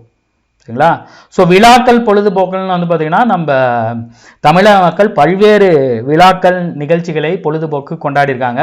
நம்மளோட முக்கியமான விழாக்கள்னு வந்து பார்த்திங்கன்னா பொங்கல், தமிழர்களின் பெருநாளான அறுவடை திங்கள் பொங்கல், கார்த்திகை தீபம், திருவாதிரை, மார்கழி இதெல்லாம் நம்ம பெரிய அளவில் கொண்டாடிருக்கோம். சங்க காலத்தில் 21 நாள் நடக்கிற இந்திர விழா கொண்டாடிருக்காங்க. இந்திர விழாவை பற்றி உங்களுக்கு மணிமேகலை பெரிய குறிப்பு இருக்கும். 21 நாள் கொண்டாடின விழா. ஊரே அலங்காரம் பண்ணி 21 நாள் சண்டை சச்சரவு இல்லாமல் மக்கள் எல்லாம் ஒன்று கூடி கொண்டாடிருக்காங்க. பல்வேறு வேடிக்கை நிகழ்ச்சிகளும் விளையாட்டுகளும் நடைபெற்றிருக்கு. அதில் ரொம்ப முக்கியமானது வந்து பார்த்திங்கன்னா எருதுச்சண்டை, ஜல்லிக்கட்டு இங்கே பண்ணுறாங்க இல்லையா? இப்போ பொங்கலப்போ நடக்குது இல்லையா? அப்போல்லாம் வந்து பார்த்திங்கன்னா ரெகுலராக சேவல் சண்டை, எருதுச்சண்டை, நடனமாடுதல், தாயமாடுதல், நீர் மூழ்குதல், முத்து குளித்தல், வேட்டையாடுதல், மல்யுத்தம், மற்போர், ஊஞ்சலாடுதல் இதெல்லாம் நடந்திருக்கு. குழந்தைகள் வந்து பார்த்திங்கன்னா அப்பயும் குழந்தைங்க என்ன பண்ணுவோம், வண்டி ஓட்டி விளையாண்டுருக்குதுங்க. பொம்மை வண்டிகள், மணல் வீடு கட்டி குழந்தைங்களாம் விளையாடி இருக்காங்க. சரிங்களா? ஸோ வணிகம்னு வரும்போது தமிழர்கள் வந்து பார்த்திங்கன்னா வணிகத்தில் மிகப்பெரிய அளவில் சிறந்து விளங்கியிருக்காங்க. உள்நாட்டுக்குள்ளேயே அப்புறம் கடல் கடந்து 3 இடத்துல நம்ம வணிகம் 3 வகையான வணிகம் செய்திருக்கோம். உள்நாட்டு வணிகம், உள்ளூர் வணிகம், கடல் கடந்து வணிகம் செய்திருக்கோம். சரிங்களா?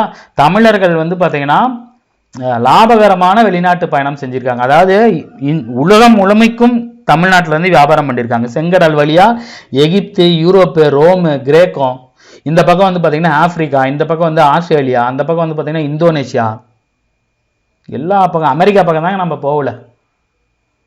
சரிங்களா? அங்கேயும் இருந்ததற்கான சில சான்றுகள் தாங்க. மாயன் நாகரிகம்னு சொல்லுவாங்க. மாயன் நாகரிகம்லாம் நம்மளோட சிந்து சமவெளி நாகரிகம், தமிழ் நாகரிகத்தோட வந்து பார்த்திங்கன்னா ஒத்துப்போகும். ஸோ தமிழர்கள் மிகச்சிறந்த கடலாடிகள், கடலில் விளையாண்டுருக்காங்க.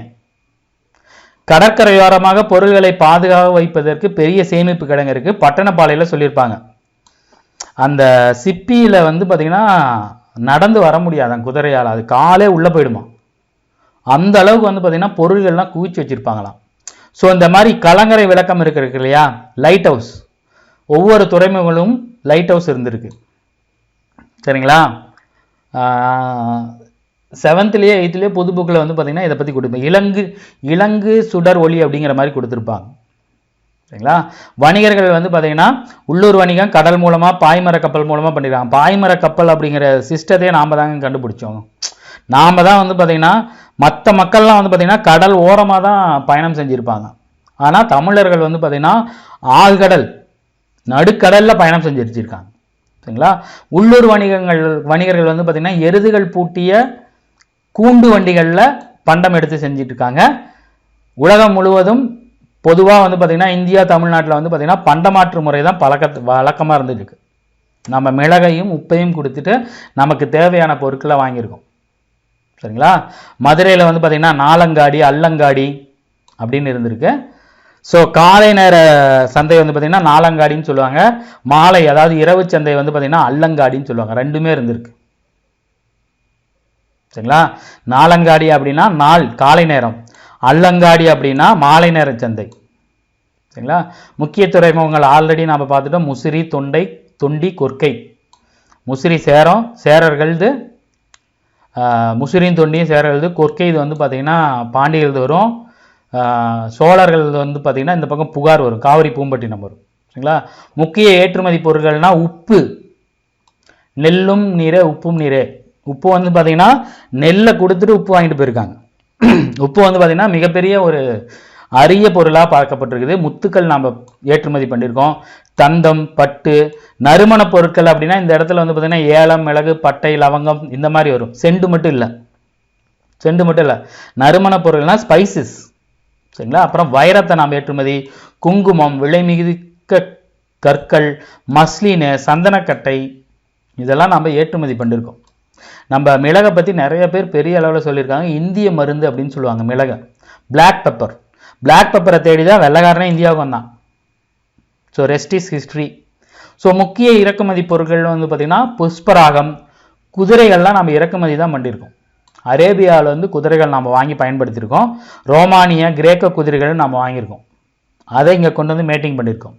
தகரம், கண்ணாடி இதெல்லாம் வந்து பார்த்திங்கன்னா நம்ம சீனாட்டிலேருந்து வாங்கியிருக்கோம். சீனாட்டிலேருந்து பட்டு, தகரம், கண்ணாடிலாம் நம்ம இறக்குமதி பண்ணியிருக்கோம், சரிங்களா. கடல் கடந்த வாணிக தொடர்பு இருந்திருக்கு. நம்ம வாணிக தொடர்பு கிரேக்கம், ரோம், எகிப்து, சீனா, தென்கிழக்காசியா, இலங்கை எல்லா நாட்டோடையும் நம்ம வாணிகம் செஞ்சுருக்கோம். கிமு 1ஆம் நூற்றாண்டு 2ஆம் நூற்றாண்டுலேயே. யோசிச்சு பாருங்க தமிழர்களோட பெருமை என்னன்னு, சரிங்களா. கடைசியாக வர்றது வந்து பார்த்தீங்கன்னா களப்பிரர்கள் காலம். இது வந்து பார்த்தீங்கன்னா ஒரு சர்ச்சைக்குரிய காலம். கிபி 3ஆம் நூற்றாண்டோட இறுதியில் சங்க காலம் படிப்படியாக இழந்ததுக்கு அப்புறம் சங்க காலத்தை தொடர்ந்து சில நூற்றாண்டுகள், ஒரு 3 நூற்றாண்டுகள் களப்பிரர்கள் அப்படின்னு சொல்லக்கூடியவர்கள் தமிழகத்தை கைப்பற்றி கிட்டத்தட்ட 2.5-3 நூற்றாண்டுகள் ஆண்டிருக்காங்க. களப்பிரர்களை பற்றி நம்மளுக்கு வந்து ரொம்ப குறைவான குறிப்புகள் தான் இருக்குது. அவங்க வந்து பார்த்திங்கன்னா இலக்கியத்துக்கு வந்து நிறைய பங்களிப்பு பண்ணியிருக்காங்க. ஆனால் அதில் அவங்களோட பேர் நிறைய இடம்பெறல. அவங்க விட்டு சென்ற நினைவு குறிப்புகள், தொல்கலை பொருட்கள், கல்வெட்டு, அப்புறம் வந்து பார்த்திங்கன்னா சிற்பங்கள் இதெல்லாம் ரொம்ப கம்மி தான். எதுவுமே நம்மளுக்கு கிடைக்கல பெரிய அளவில். அவர்கள் விட்டு சென்ற நினைவு சின்னங்கள், தொல்கலை பொருட்கள் எதுவுமே இல்லை. அதுக்கு பின்னாடி வந்து அவங்களை அடித்து துரத்தின பாண்டியர்கள் வந்து பார்த்திங்கன்னா அதெல்லாம் அழிச்சிருக்கலாம், சரிங்களா. ஆனால் இலக்கிய சான்றுகள் ஓரளவு கொடுத்துருக்காங்க. தமிழ் நாவலர் சரிதை, யாப்பெருங்கழகம், பெரிய புராணம் இதெல்லாம் வந்து பார்த்திங்கன்னா களப்பிரர்களை பற்றிய இலக்கிய சான்றுகள். சீவக சிந்தாமணி, குண்டலகேசி இரண்டுமே இவங்களோட காலத்தில் தான் இயற்றப்பட்டது. தமிழகத்தில் பௌத்தமும் சமணமும் முக்கியத்துவம் பெற்ற காலம் அது, சரிங்களா. தமிழோட சேர்ந்து களப்பிரர் காலத்தில் தான் சமஸ்கிருதமும் பிராகிருதமும் அறிமுகமாயிருக்கு. வட்டெழுத்து அப்படிங்கிற புதிய எழுத்து முறை உருவாயிருக்கு. சங்க காலத்துக்கு அப்புறம் எழுத்துக்கள்லாம் வந்து பார்த்தீங்கன்னா வட்டெழுத்துக்கள்னு சொல்லுவாங்க. 14 கீழ்கணக்கு நூல்கள், திருக்குறளே களப்பிரர்கள் காலம்தான். 14 கீழ்கணக்கு நூல்கள் இருக்கு இல்லையா, 18 நூல்கள் இருக்கு இல்லையா, அந்த நூல்கள் எல்லாமே திருக்குறள், சிறுபஞ்ச மூலம் இந்த மாதிரியான நூல்கள் இருக்கு இல்லையா, அது எல்லாமே களப்பிரர்கள் காலத்தில் இயற்றப்பட்டது தான். இந்த காலத்திலும் வணிகர்கள் செலுத்தி துவங்கியது. களப்பிரர்கள் காலத்தை பற்றி நிறைய புக்கு இருக்குது. ஆக்சுவலாக களப்பிரர்கள் காலம் தமிழகத்தின் இருண்ட காலம்னு சொல்லி நிறைய வரலாற்று சொன்னாலும் களப்பிரர்கள் காலமானது பொதுவாக சித்தரிக்கப்பட்டதை போன்று இருண்ட காலம் இல்லை அப்படிங்கிற மாதிரி நிறைய பேர் சொல்லியிருக்காங்க. நிறைய பேர் களப்பிரர்கள் காலத்துலேயும் நிறைய இனோவேஷன்ஸ் நடந்திருக்கு அப்படின்னு சொல்லியிருக்காங்க, சரிங்களா. இதோட இந்த பாடம் வந்து பார்த்திங்கன்னா முடியுது. ஸோ இந்த பாடம் வந்து பார்த்திங்கன்னா புக்கில் என்ன இருக்கோ அதை கொடுத்துருக்கேன். புக்கு இல்லாமல் இன்னும் நிறையா கொடுத்துருக்கேன். அதெல்லாம் உங்களுக்கு யூனிட் 6 யூஸ் ஆகும், சரிங்களா. ஸோ இந்த வீடியோ பதிவு உங்களுக்கு பயனுள்ளதாக இருக்கும்னு நினைக்கிறேன். உங்கள் இந்த வீடியோவை பற்றி கமெண்ட்ஸ் என்ன அப்படிங்கிறத சொல்லுங்கள், சரிங்களா. உங்களுக்கு வேறு என்ன தேவை, எப்படி வேணும் அப்படிங்கிறதெல்லாம் கமெண்ட் பண்ணுங்கள் தயவுசெய்து. அப்போ தான் நம்ம புரிஞ்சிக்க முடியும். ஸோ இந்த வீடியோ பதிவு உங்களுக்கு யூஸ்ஃபுல்லாக இருந்திருக்குன்னு நினைக்கிறேன். இதே மாதிரி அடுத்த ஒரு வீடியோ பதிவில் நம்ம சந்திப்போம், சரியா. தேங்க்யூ.